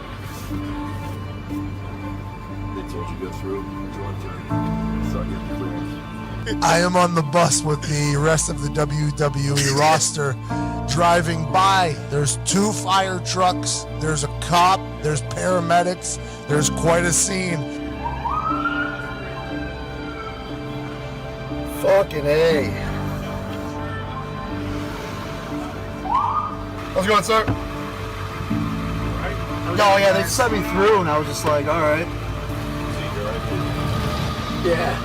And we're just rolling by going into the fucking MetLife Stadium, and I get a Corey Graves. Is that your RV? Yeah, you guys hear about McAfee's guys? Drove a fucking RV into the arena? Into the arena. That road to WrestleMania, man. Hey, I'll tell you what, that's the furthest I've ever seen any vehicle get underneath that fucking awning. Look at the ladder on the back of the RV, it's almost fucking off. The Pat McAfee Show. There'll be no rules for our guests, for us, for the things we can talk about. Speaking his mind I've never had a problem expressing my opinions or my thoughts or anything like that. while being relatable. I haven't had that manufactured fake-ass celebrity that a lot of people have whenever they go on those big networks. I've had a chance to really build my crew, build my following, build my audience. And ridiculous. What am I supposed to do? So I'm supposed to look at something that I can definitely afford and say, nah. Is that what I'm supposed to do? The Pat McAfee Show starts in 3, 2, 1. Welcome back to that show, Hour 3, Tuesday, July 13th, with a freshly returned AJ Hawk. We'll begin immediately following this beat drop from Twine. There it is. Here we go. Joining us in just a couple minutes will be Charania, our NBA voice. The person that comes on to tell us what's going on in basketball. He'll join us here in a couple minutes because I think Team USA's dicking around. Uh-oh. No. We'll ask about who's in, who's out, the trades, everything like that. Shams had a night the other night where he was potentially misled into believing something and somebody else kind of did something to him on the internet. That's going to happen in the game. That's going to happen in the insider game. He is our guy. AJ, I wanted to ask you something. I completely forget what it was because I just remembered that Shams is joining us in about a minute and a half from now. Oh, Miles Teller. Okay, Shams, 225. I can try calling down. No. 225 is good. 225 is good. All right, 2. Make a note of it. 25. Write that down. Documented. Yeah, all right, 225 on the record. Let the minutes state. Shams will be on 225. Got it. Okay, sounds good. All right, 2 o'clock hour. He's 25 minutes into it. All right. AJ, last week we watched football being played by you. And I don't know, did you catch up with any of the show or see any of the show while you're out there at your little Illuminati party? Were you doing anything? No, it's weird. Just don't really see a TV, or I didn't check my phone a whole lot at all. Okay, awesome. So we complimented you a lot, actually. Oh, yeah, quite a bit. It was kind of weird, to be honest, really. But we missed you there. We were watching old games. Cobb had his top 10 favorite games playing on NFL Network last week because every show took off except for us and Skip and Shannon, I think. I think we were the only ones going, and everything else was like reruns or whatever. It was all old games. Hey, you were an absolute monster, pal. We watched a game against the Saints where it was fourth quarter that you guys were up 8. Drew was driving. 10 seconds left in the game. They're down 8. Obviously, they have to score a touchdown. They're on like the 7 or maybe the 10. There's a little over route. I think Jimmy Graham ran, or maybe a post down the middle. Jimmy Graham ran, and you jumped up over top of him. Okay, you jumped over this guy. Sproles. Oh, okay, much different, I guess, than Jimmy Graham. I mean, also, I chased that ref after the game after we won a goal line stand because it was an awful call. He called PI when I jumped completely over the dude. Exactly, but Sproles is much different than Graham. Story still impressive, but nowhere near. Nobody's jumping over Jimmy Graham's head. Okay, but that's what I thought I saw. That's you. why it was so. Okay, so thank you for fact checking us. Oh, there's a photo still. of it. You jumped over this motherfucking guy. I was walking through the office to go do something, and I just so happened to glance down at it, and I saw the score of the game, and we were watching throwback football games over a lot of other things that were on live, which tells you the dominance of the NFL in this office. We were watching it. You jumped over him completely. PI was called. Okay, so now they have an untimed down goal line or whatever. You were not happy live whenever it was called there. You then, again, go flying up over the offensive line on the goal. You didn't touch a soul. You ate up 2 blocks, I guess, though. You were a fucking wild animal. We forget about it completely. Connor says some disparaging things about you on a regular basis. Always will. And that is a shame. A lot of other people do as well. Please continue, Connor. You were an animal, dude. Absolute animal. It was nice to be reminded because every day we just see this jawline, and then we see you just tackle people at Tahoe. You look like you're wearing mediums. I mean, it is. We forget about the physical specimen we're talking to in the row back 3/4, which is so unbelievably comfortable. I just want to let you know we got a little bit of a re-uppance almost of how good you were at football last week. Cool. Well, hey, that's great. Thank you for the appreciation. But that's also something that people would yell at me all the time out in Tahoe about. Hey, don't tell the boys to stop giving you a hard time. I'm like, are you guys serious? Like, what? Do you really? I don't know. People don't. I guess people just interact with their friends differently than I do a lot. Yeah, me too, by the way. Exactly. Me too, by the way. I think that is something. We try to find the balance in here of how everybody potentially does interact with their friends. But where we come from, I think, if you look at the cities where everybody is, now I don't know about Iowa. I'm not 100% sure how Iowa is known as. But most of the cities we come from, I mean, there's a lot of shit talking amongst friends. And I think, will that continue? Do you think there's young... I hope. Hey, did you watch the match? Like, watch Aaron. Like, Phil doesn't know how to handle Aaron's like sarcastic, like, or not giving him. He's trying to get the rock, and Aaron's like, no. And I was talking to Aaron about him. Like, can you imagine how awkward it would be to be like Phil, and you don't really know him, and you're just shutting him down on live national TV for fist bumps? Like, he doesn't understand Aaron's sarcasm, dry humor. Like, it's all. Aaron and Phil are not best friends. I mean, maybe, but I don't know. I don't think they were before the. Oh, wow! That is awesome. If I thought they were best friends, I just assumed they were best friends. They golfed together. Shut up, Phil. Oh my, that is awesome. Even better. Hey, he put on a performance in that match. We haven't talked to you since then. I guess you've been gone. Early, a lot of people were like, oh, this dude's the worst. Of course, Aaron's the worst. But through that 9 hours of golf that they did, he was the only constant comedic relief in there throughout the entire thing. Now, he played very well. Would he have done that no matter what, how he played, or would it, you think, or knowing him? Whatever the case, he was the star of that thing. He would have definitely done that no matter how he was playing. But I think if he wasn't playing as well, it could have gotten like a lot darker humor, a lot more, like the humor wouldn't be as fun, maybe. Phil would have quit. Phil Mickelson would have quit. I mean, that would have been... Hey, we might have Phil on the show, maybe. I think he would be awesome. I thought Phil was great on the broadcast. I really do. I thought so, too. He's taught me more about golf, almost more than the Golf Fix at this point. With he's doing those matches, because the Golf Fix is only 30-minute episodes. That's right. And at night, when you're watching at 2:33 a.m. on Golf Channel, you're a little half-eyed there. You're only watching like 7-8 minutes. You're only seeing one real pool noodle drill and one film breakdown. Then you're passing out. That match, I get to watch Phil teach golf for 9-10 hours. Yeah. I mean, it is he might be my golf coach, and I don't even know if he knows it. Phil Mickelson is my golf coach, so that even more so, the $20 million's coming home, pal. Go ahead, Diggs. AJ, seems like Aaron really liked Bryson. Are they best friends going forward? Are they going to see each other a lot, you think? Yeah, he called him a maniac.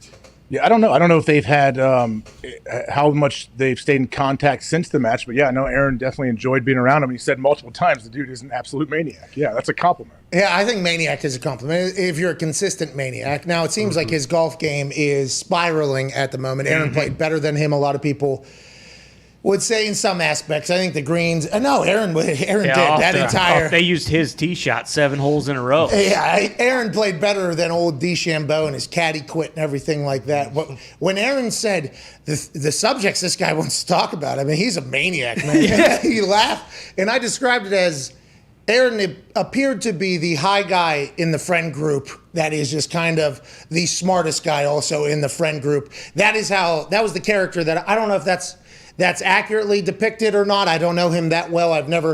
I've only talked to him a couple times in real life, but that's what it felt like. And DeChambeau, he seems like the complete opposite. Like he seems like he is the guy. Hey, you need to do this. 47 degrees. Is that accurate in reading that in the conversations you've had with Aaron afterwards?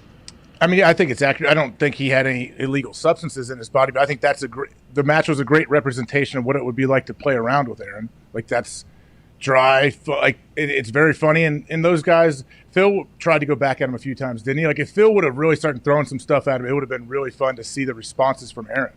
Oh, so you're saying that Aaron wasn't tested enough. Aaron wasn't pushed enough to really get into because they have to be around him a little more to be able to test him and know what would bother him. That's what I think you need to do. Tom and him started complimenting each other. Yeah. Hey, there was a lot of compliments there. Catch. I mean, it was a good moment. All right, let's move along. Cam Newton. This is a pretty fascinating thing. Cam Newton came out and said, and I think it was on his YouTube channel, I don't remember who he was talking to. I should know that. I'm sorry, this is a couple of days old now at this point. CBS Sports Instagram reposted it off of his.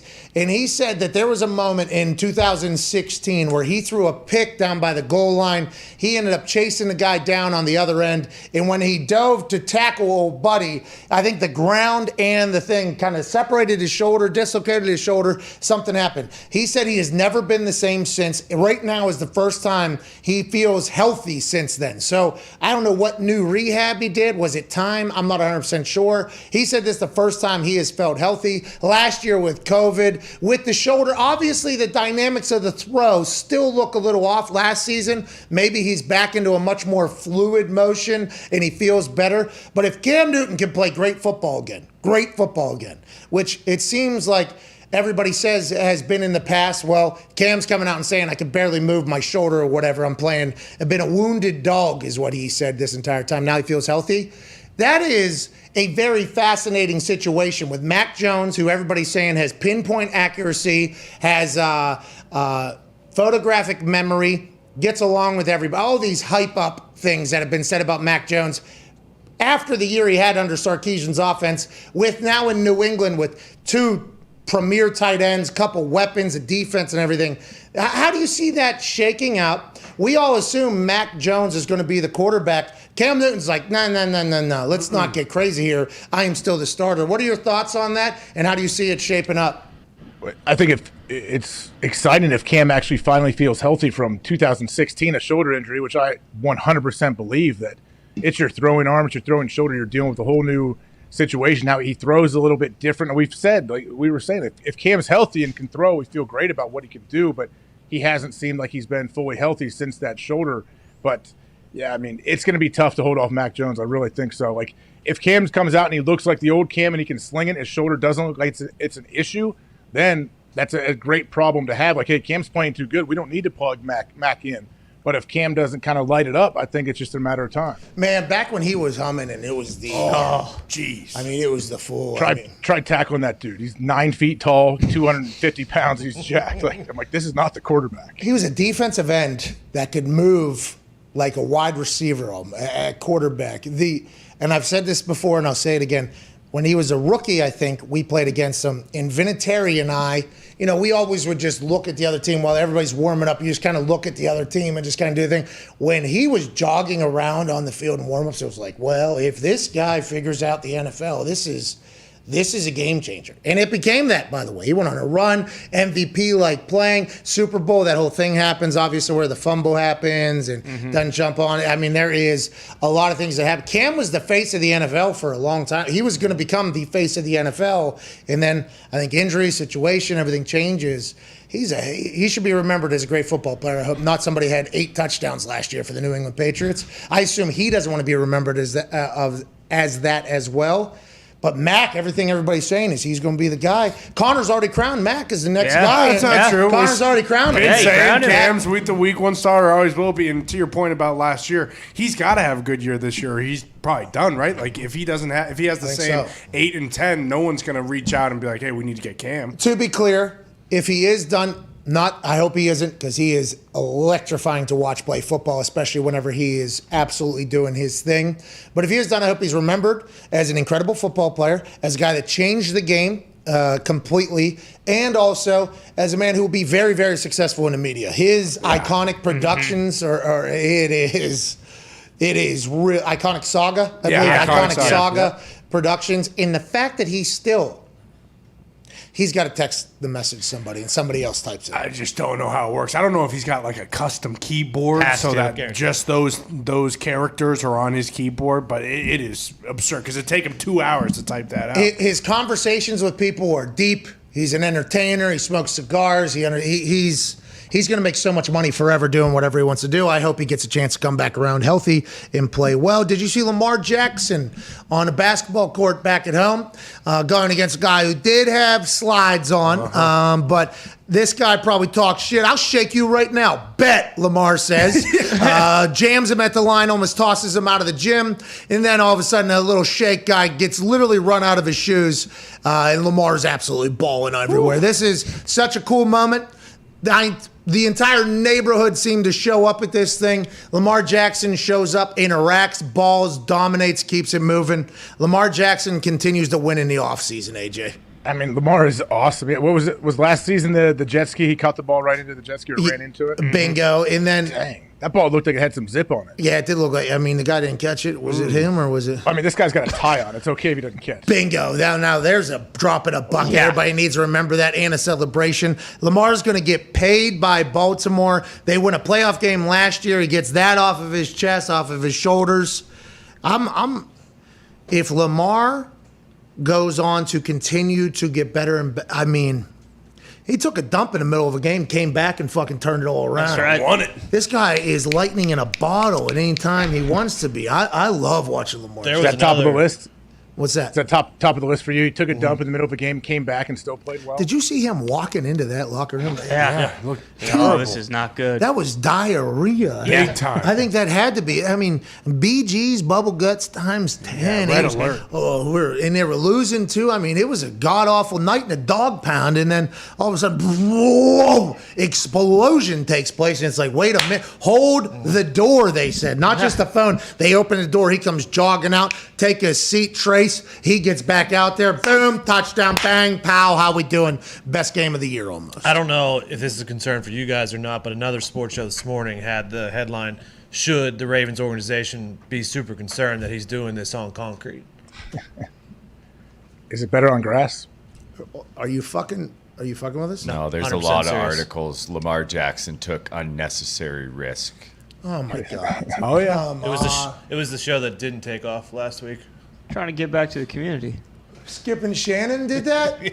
What did Shannon say? I didn't hear the audio, but man, I hate when people do that. Like, you shouldn't play basketball. If you're a professional athlete, you shouldn't do this. What if that's cardio? What if this is just what I've done my entire life? What if this is just how I go about doing things? I think it's an incredibly ignorant statement, especially if you're to know what everybody else is potentially doing that isn't on camera. I mean, you got to live your life. Hey, you got to live your life. The same thing that you're seeing on that cement court is also the same reason why he's probably where he is. You can't. I mean, it's just once you start doing that's so stupid. But if he does break his ankle there, everybody's like, not good. So I could see. Yeah, I guess. I think the baseball player Aaron Boone tore his ACL playing pickup basketball He did. sometime in his career, and talked about how much he regretted both knees it. out. Okay, so we had a basketball court at all of our training camp locations. And it was all shooting games, no running, right? There was shooting games, no running or jumping allowed. So, you start playing like 33 or whatever, where it's a shooting game and maybe a couple tips. I guess before I got there, because basketball at training camp has been something that happens at night, I guess, if shooting around at least, or maybe some pickup happens not with players, but with people. I guess a player got in or either got coaxed into playing a game. Shattered his ankle. Just shattered his ankle. I don't know if it was like because equipment managers will run, athletic trainers will run, and you get up there, you just kind of shoot a little bit. It's just, it's like a hang almost at the end of the night. I guess a player before I got there got invited into one of those games and went up to go, I think block off. I think it was going to be something nasty and came down, shattered the ankle, out for the season. All right, no more running in basketball. Done with it. All right, lock the doors. Can't do it. There is a risk, but I think the reward is also, something that should be talked about. Those are pretty cool for the community. Like, those kids are never going to forget that. Yeah, exactly. Hey, yeah. I think it is awesome what Lamar's doing. It's true. You can't just bubble wrap yourself and expect people not to do anything. But if I am the owner or the head coach of the Ravens, I'm watching that and watching him come down with all those feet around him. Like, oh, don't step on anyone's ankle. Like, I'm thinking, best case, he rolls his ankle. Hopefully he doesn't tear an ACL. I played volleyball my senior year of high school in the spring because basically a majority of my friends played. And it's in a gym, and I enjoyed it. We had a good team. And it was kind of like, last semester of high school before I go do my thing. Everybody kind of does their thing. Just did it for a good time. We went to a tournament one time. Volleyball is a shatter the shit out of the bottom half of your leg sport. Oh, yeah. It wasn't until I think we had a couple games or something, and then we were at a tournament, and I saw they stopped the entire gym, and it got the whole Conor McGregor me leg thing was done, and then rolled out of there. I'm like, whoa, should I be doing? And then you get the ankle savers. You get these things on your ankles that are just like two super strong plastic things that are around there, and it's like, let me triple tape these. Yes, let me go ahead. It's scary. That is a scary thought. But knees can get blown out on every single play in the NFL. Literally every single play, a knee can get blown out. There's just, it's when do you? But that's the people say, well, that's football. You're playing football. Things happen. Don't put yourself at unnecessary risk outside of football.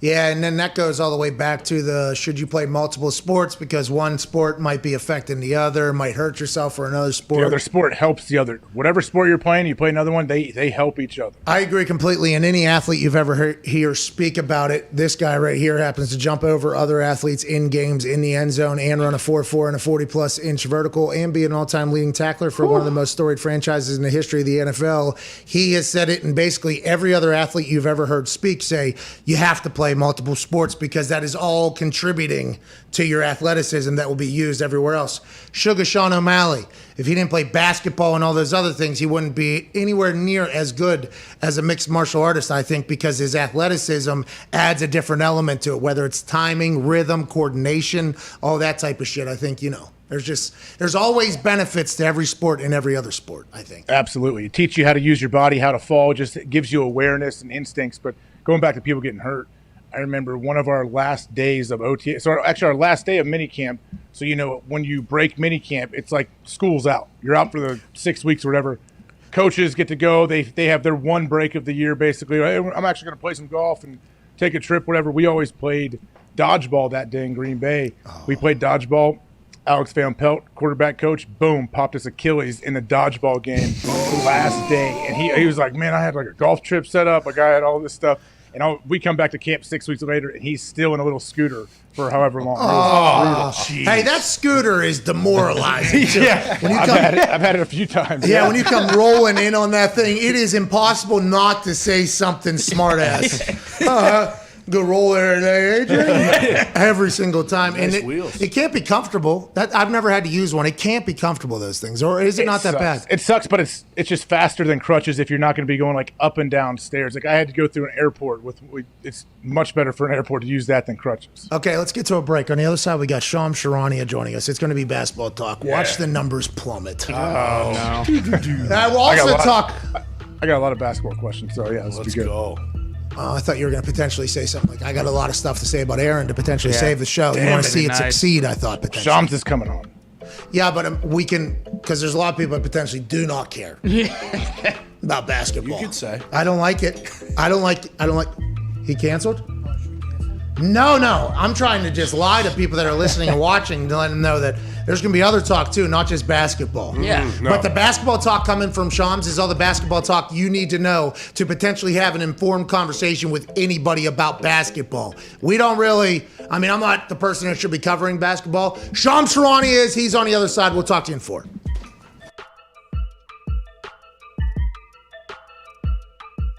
Those plane rides home from an away game, an away victory, are some of the best times I've ever had in my entire life. And it's all it's dudes at 35,000 feet with a terrible sound system because you have you have somebody's cell phone going into that over the plane. And it was just like it was like real happiness for a lot of people on that team. I don't think they experienced a lot of real happiness because of how focused they were on their jobs There were a lot of older guys. So, like, their only moments of happiness, I think, were those flights home, like after a big win. Like, genuine happiness. Their entire life was dedicated to football. So all week, all they were thinking about was the game. And then that trip home, that, like, 3 hours, 4 hours, whatever it was like a moment for them just to completely, like, relax and not worry about next week or the past week, their family, nothing. We're at 35,000 feet, nobody else around us except for us. That is a real moment that I don't think a lot of people know about or appreciate, is the flights home from away victories are incredible. Absolutely incredible. Those are good times, man. Really good times. You got people singing. My favorite story is of an offensive lineman, and I won't say his name, but he was asked to sing, right? So if a rookie's asked to sing, like, you got to go sing. So he grabbed the microphone, and he didn't know that the owner's daughter just so happened to be on the team's plane, sitting up in the very front or in the very back. So they kind of have it off. So he kind of got comfortable in his current surrounding and didn't know about the entire surroundings. And he grabbed that thing, and he was not expected to sing the song. I fornicated 2 bad ladies at the same damn time. At the same damn time. At the same damn... And then he started feeling it because a lot of people were like, okay, yeah. Big white guy. Massive white guy. Nobody thought he was going to sing this song. So everybody starts, like, gassing him up. You know, he's like... I fornicated too. He starts yelling into this thing. And then all of a sudden you see a little assistant from the front come waltzing back the aisle and grabbing the phone out of his hand. And he's like, what? Like, yelling at him while the thing's still on. So now the entire plane hears him yelling at this assistant. And he, like, puts the phone down, and we're all like, oh, no, like, no fun. All right. They're like, Carly Ursay's on this plane. We're like, oh. Everybody just puts their headphones on, sits right back down. Just an hour and a half of silence. That kid thought he was getting cut immediately off the plane. And he did. And he did. I'm not smartest guy. I mean, we did hammer FanDuel for a lot of money in our predictions today, but why'd they bring the best players in with 2 minutes left, and then they're going to throw them into a PK if they miss? They're going to be hated by the country forever. They're cold. Oh, no. Oh, no.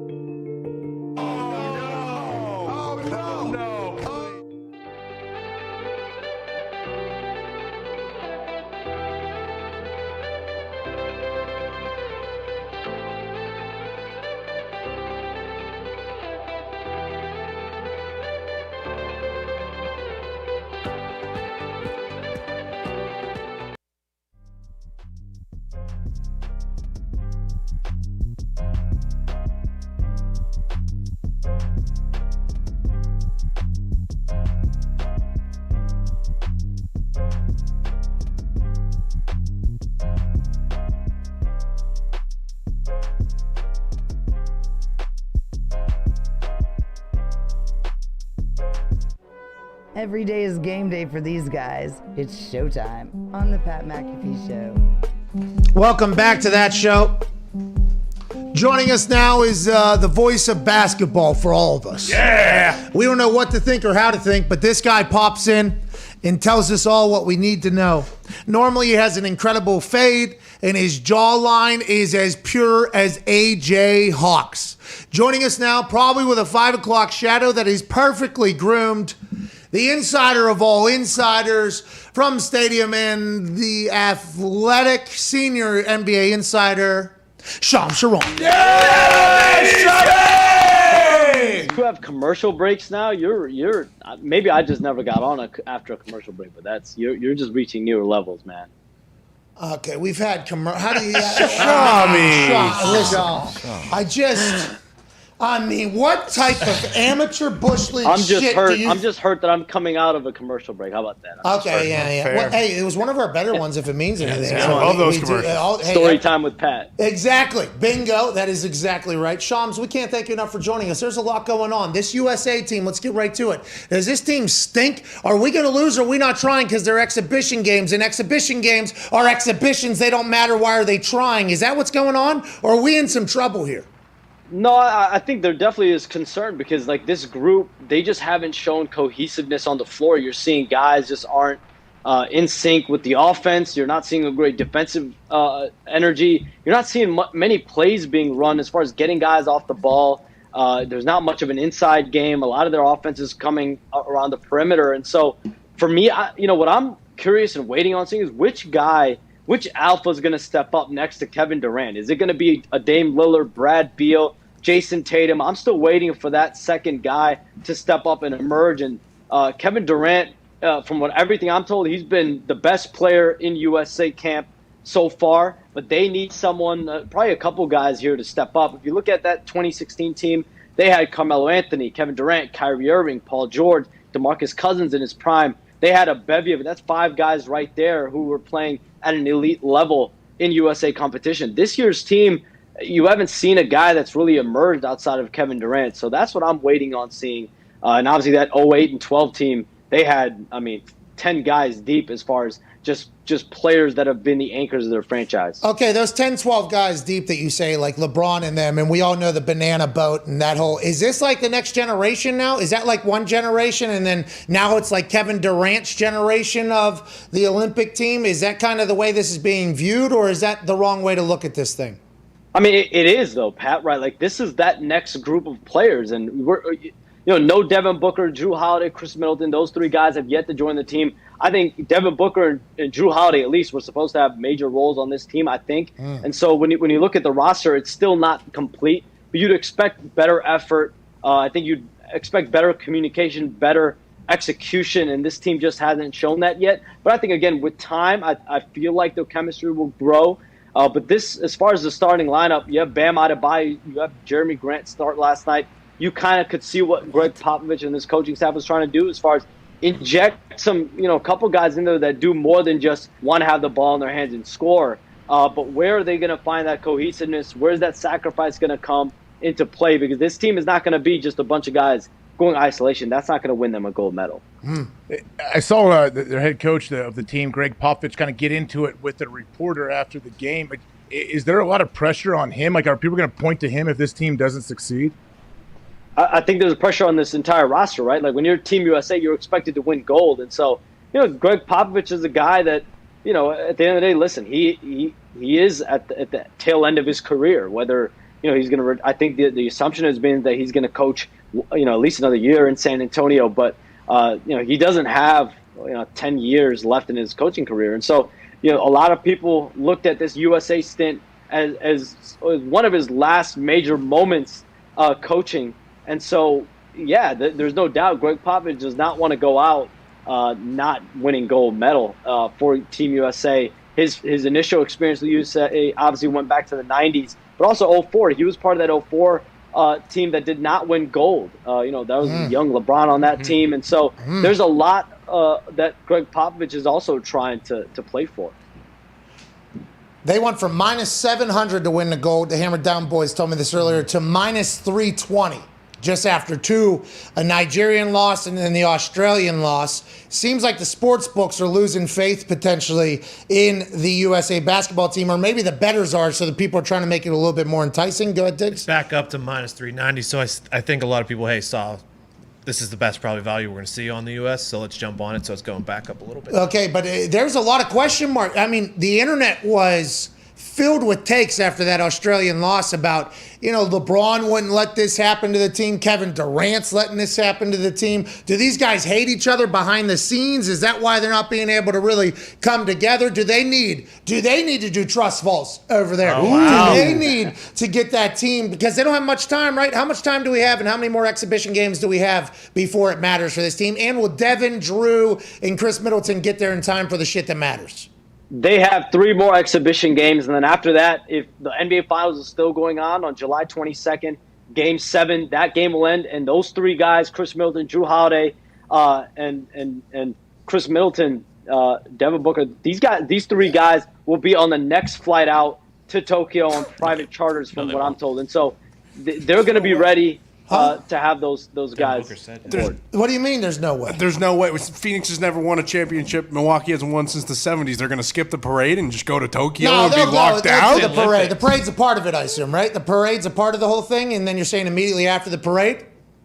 Listen, I don't have logistics on that, but from what I'm told, the USA Basketball is preparing for those those three guys to be on the next private plane. I think even Devin Booker said the other day that he's going to be on the next plane smoking right after the NBA Finals end, whether they win or lose. So, well, what about the habitants of the Valley? Get a chance to celebrate. We just saw Tampa Bay in the boat parade. I mean, the whole town showed up. Phoenix is ready to go. Yeah. Suns and 4 guy gets a chance to knock somebody out at a parade, doesn't he? You know, Phoenix is ready to go. I was in Phoenix. Those fans are rabid. Those fans are insane. I got to give Phoenix a lot of props. It's crazy in there. I want to let everybody know.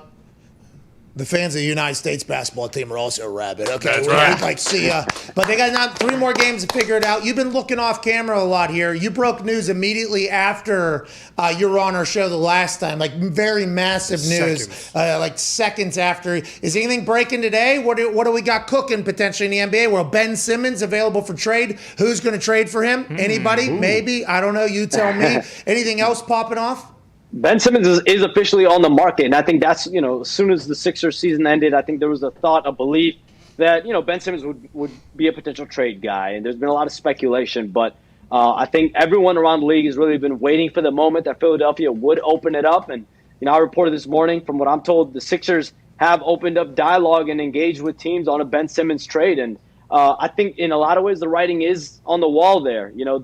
This group with Ben Simmons and Joel Embiid, they were given a mandate this year to coexist under Doc Rivers and this new regime, and those 2 guys obviously did not get it done. And so you got to pick one. I think the organization is going with Joel Embiid, and he's a guy that MVP candidate, and Ben Simmons is about to turn just 25 years old. Guy that's 3-time All-Star, 2-time All-Defensive Team, 1-time All-NBA team. This is, as much as he can't hit free throws, shoot jumpers, I mean, he can play at a very high level on the defensive end, can pass. He's got to get this. This is really, to me, the summer of truth for Ben Simmons. Either he's going to stagnate his game for the remainder of his career, or he's going to take that next step as a shooter. And I think a lot of that starts with confidence. He's got to look within. And from what I'm told, he is looking from within, but he's got to show it and prove it.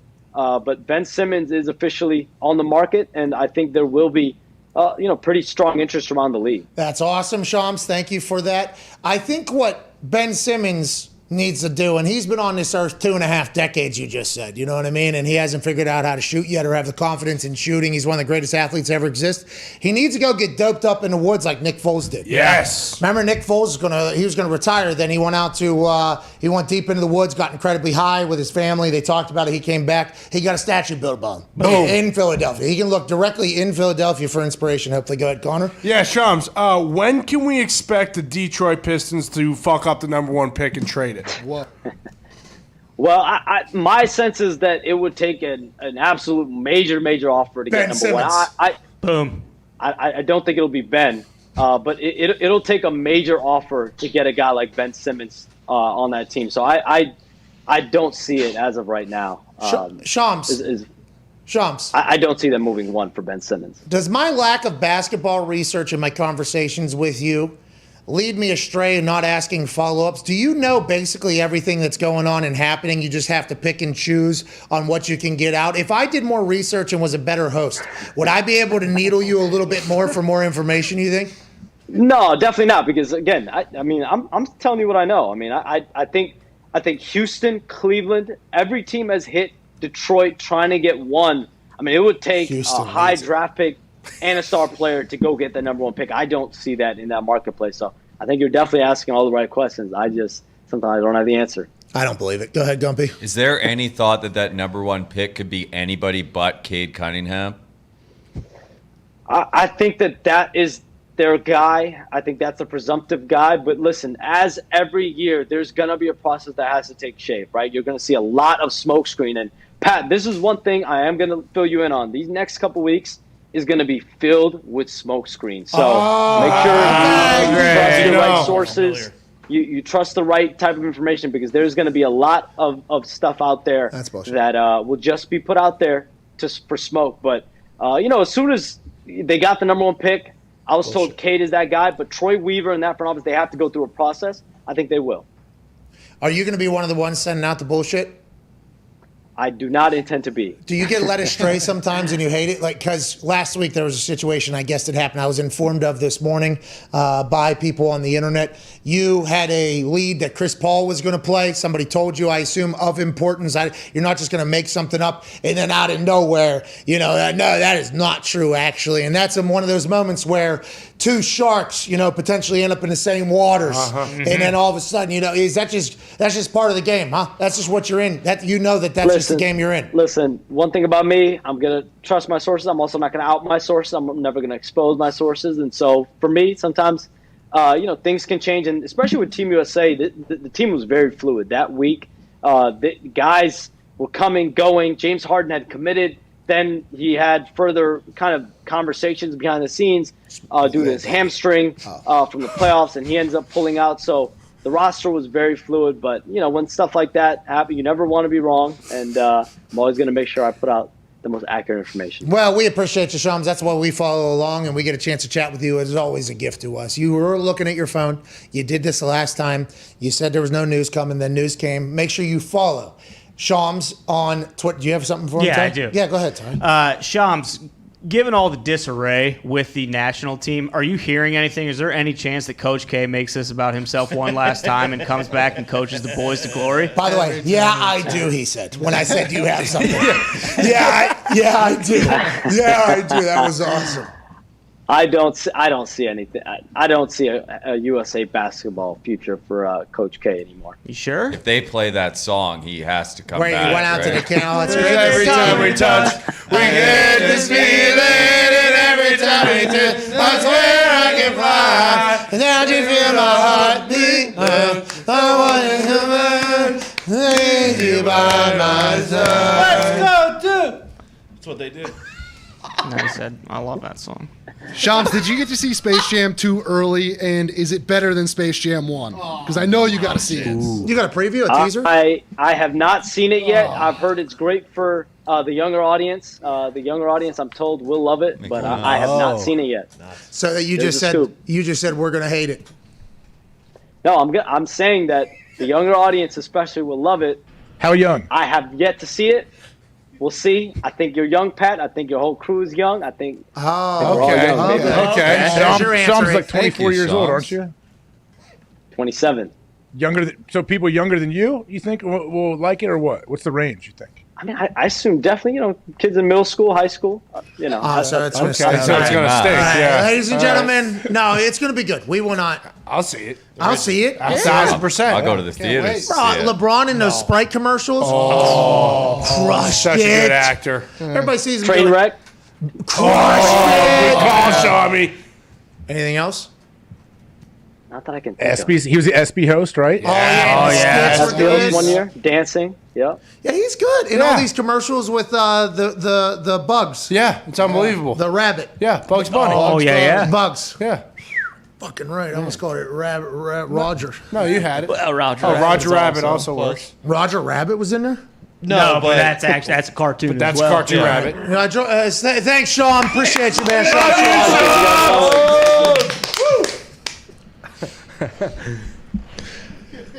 As you were going through that, he's sitting there looking over at his phone, probably like, all right, I got some real work to do.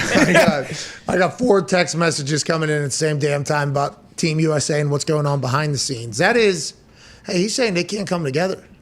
What do they need? They need somebody that can bring it all together. You know what they need? They need an AJ Hawk over there, don't they? Don't they need you to? Yeah. I'm a big glue guy. That's what I'm known as, right? I bring everybody together. That seems like to be my thing, right? Yeah, locker room guy is normally a glue guy. You need a good glue guy on any team. Even the dream team need a couple glue guys. You saw Larry Bird laying down with his back hurt in the greatest game of all time. I assume Larry was pretty big glue guy. Big time. Hey, let's talk to Larry over there. Both generations loved him. Go ahead, They're Diggs. back on the court tonight. So Against who? Argentina. That's trust fall, Pop. Ginobili playing? Ginobili's playing, yeah. Yeah, I would slam Argentina because these USA boys are not playing. Is Messi playing? Messi's probably playing. He will be there. Nah, if Messi ain't playing, I don't care about Argentina. Fair. Hey, Pat, aren't you curious though with Sha'Carri Richardson how she tests positive? Aren't they testing everybody that's in the Olympics? Or are they testing the NBA the USA basketball team? So there was a lot of questions about how doped up the basketball players potentially could be in the Olympics because the NBA does not test for marijuana. So the NBA has taken that off of its testing, I believe. I think it happened within the last year or so. And then, every once in a while you can kind of give a little look-see and it might take one to know one, but there are definitely some dopes being smoked out of pots in the NBA. Okay, there are some people doing it at a very high level, which, by the way, I have the utmost respect for. But if the IOC tests them, they would have to suspend them, right? It would have to be a 30-day suspension. Yep. And do they know that going into the Olympics, just like we knew when a potential test could come, do they have to get clean for that potential thing? That is something we should do a little investigative journalism for. And is that why James Harden dropped out? James Harden was with Richard Branson and Lil Baby. And he decided that these 26 grams I got here cannot be passed up to go play against Australia in an exhibition match. Way better than a gold medal. Beat him. But he also could be potentially parking it in Paris so they can get an early jump over to Tokyo. That Smart. Could be. Maybe it's a layover. But you can't be smoking all that dope. No. Yeah. Unless go ahead. The video you put together with you,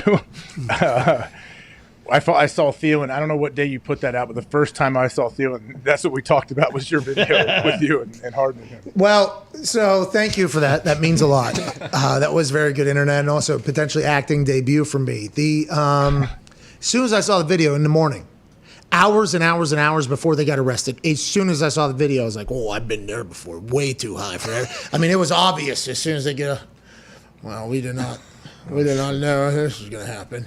Too high. It was just very, very apparent. So the next decision is like, oh, can we put me in there? But the camera, because it's so moving and there's Zito went to work on it. Yeah, I don't know how he made it. We did it in the morning and then them getting arrested just continued, just added. We did that before they got arrested. So that was supposed to be a video that was just going to go out there like, hey, I think these guys are hot, Then they get arrested and everybody's like, no, these guys are definitely hot. And that's it. So it kind of timed out perfectly. We got kind of lucky with that whole thing as well, but I appreciate that. We put a lot of work into that.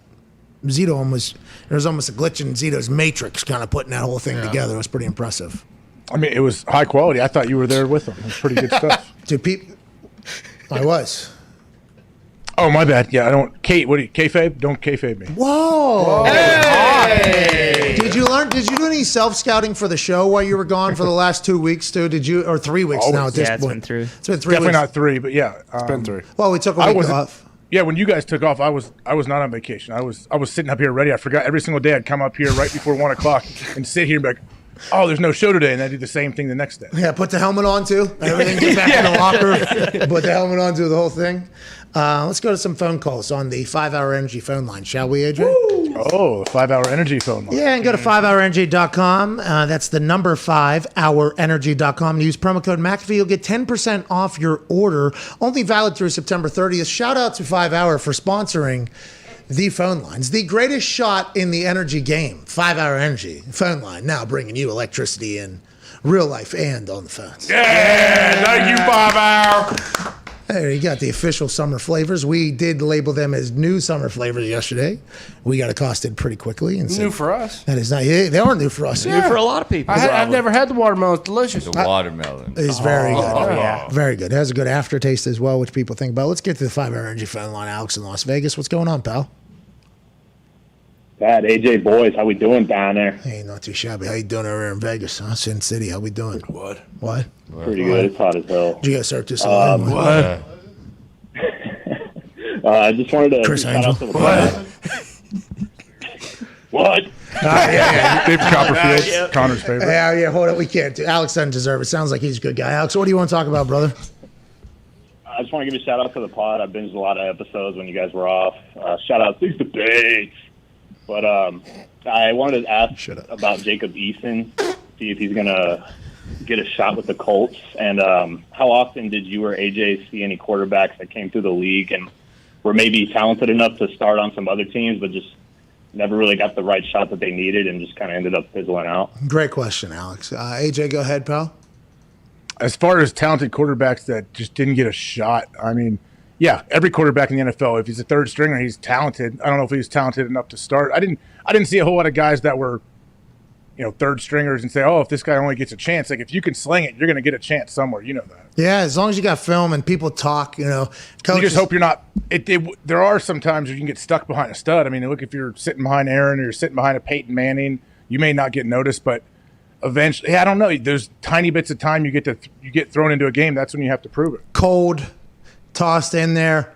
Hey, we're going to decide whether or not you're a good quarterback in this situation. You've gotten 0 reps all week. It is not an easy position to get dropped in there as a backup quarterback because people think practice and everything, oh, they got to get practice reps. So it's like, no, some places that backup quarterback is getting none of the reps. They're running against the defense. They're running the other team's offense. But why waste a rep with the starter for somebody that limited chance they're going to get in anyways when you can build up timing or anything like that? And coaches say, we already got limited amount of practice time anyways. We're not going to do it with somebody that isn't going to be there. It's not an easy position. They get paid very, very, very, very well, but it's not an easy position. Aaron Rodgers was almost the guy that didn't get a chance because of the opportunity or whatever. Mm-hmm. Well, I mean, he had to sit, 3 years behind Brett Favre? So, but that's a long time. Yeah. 3 years. That's a very long so long. Especially when you're that good. It's not like Aaron had to really develop. He came in the league, and he may have held the ball high. He changed that pretty quickly, I believe. But they knew right away, okay, we have something here. There was no question from day one, I believe, that Aaron wasn't going to be the guy whenever Brett was done. If social media was around then, and the videos are making their way out of whatever Aaron was doing with a football on that particular day when he was piecing and diming and shredding the Green Bay Packer defense every single day in practice, there would have been a lot louder, quicker revolution, I think, on the Packers fans, especially with how ugly that whole thing ended. Listen, not Aaron's fault, not Brett's fault. It's just kind of how it goes. 3 years is an eternity, an absolute eternity. But you're talking about the Iron Man Brett, who would never, bow down from a rep or the show. Well, and don't they, a lot of people have said, that will never happen again. I mean, Jordan Love, I guess, potentially has the opportunity for it to happen, but for the most part, if guys are getting picked early in the first round now, they're playing halfway through the first season, if not starting the first game for their new team. Let's get to Gio in New Jersey. What's going on, Gio? What's up, guys? What's up, AJ? Hey, Paisan. What's going on? I have a question. What do you guys realistically think the Jaguars' record will be this year? All right, let's go 6-11. Let's go Theo in. I'm joking. Schlegel didn't deserve that. Well, Titans and the Colts in the division. Hey, don't you think 9-8 would be a successful season for Jacksonville? 1,000,000%. Yeah. 1,000%. That would be quite. What about 8-9 though? Yeah. Yep. Over under 6.5. Yeah, 7-10, I think, would be, especially with Tennessee doing what Tennessee has done and with what the Colts have done. That's 4 games right there. I mean, there's obviously 13 others, but that is just. And Trevor Lawrence, I think they're going to get another couple years with development and the team being pieced together to buy into the culture and everything. I don't think expectations are for them to do as great this year as it is in the future, hopefully, for what they're building. But maybe they'll be good. I'm not 100% sure. Maybe they'll be great. Yeah, I mean, 9-8 would be next. I don't think anyone would expect that. Man, and this is not dogging. No, not at all. It's just you had the number 1 overall pick for a reason. Yeah, they were 1-15. Back to the 5-hour energy phone line. Hell yeah! What? AJ, how cool is that the phone line is officially sponsored?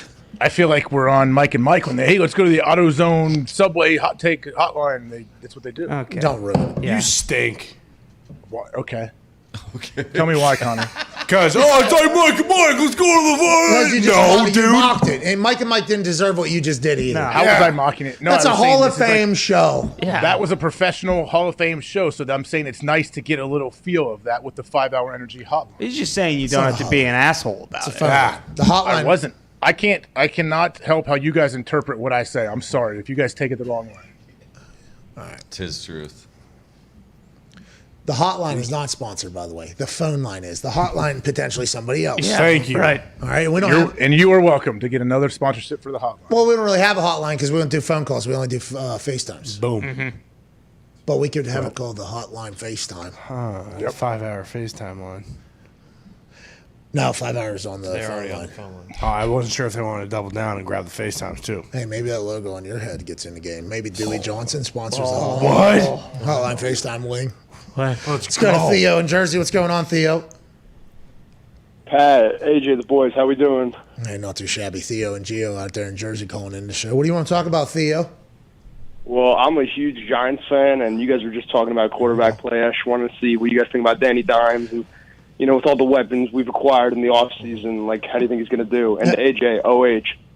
IO, big guy. Yeah, I had a lot of that, Pat, where they would be excited out in Tahoe with OH, and I'd say IO, and they're like, all right. All right. You thought you may have thought we're in a bit of a sports lull here, but you forgot that the basketball tournament tips off this Friday. This Friday? TBT, the basketball tourney, tips off this Friday. Let's go! The winning team wins $1 million. It's an absolute blast. 64 teams playing down to one like March Madness, but the intensity and caliber of play is next level. Okay. Teams like Best Virginia, which is West Virginia's Final Four squad, they're still hooping. They're together in Sideline Cancer. Show up and show out. The TBT Bracket Challenge is live right now and closes this Friday morning with a prize of 1 Bitcoin. What? Oh my God. You have the best bracket in the TBT Challenge, which you can go to bracket.thetournament.com and sign up. You will win a Bitcoin. If you sign up for our bracket and you win, our bracket, which you will automatically be entered in to win the overall Bitcoin bracket as well, we'll give away $5,000. Hey, listen, get in the game. Go to bracket.thetournament.com. Sign up for free.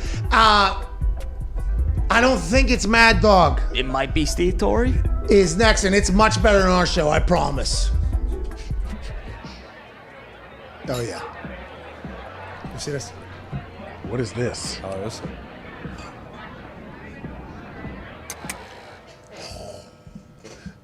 Huh?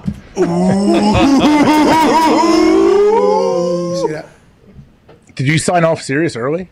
No. Oh, dude, it's you've been gone for so long, you don't what even time know is the it? times. It's 2:56, 26, 27, 28, 29, 30, 31, 32, 33, 35. We missed. We got off. Yeah, we did. A little bit too delayed, a little bit too much excitement. But this TBT, the basketball tournament thing, is really cool. Where can I watch it? I think it's on ESPN. It is. Hopefully it'll get up on the air. Yeah, jeez. Maybe.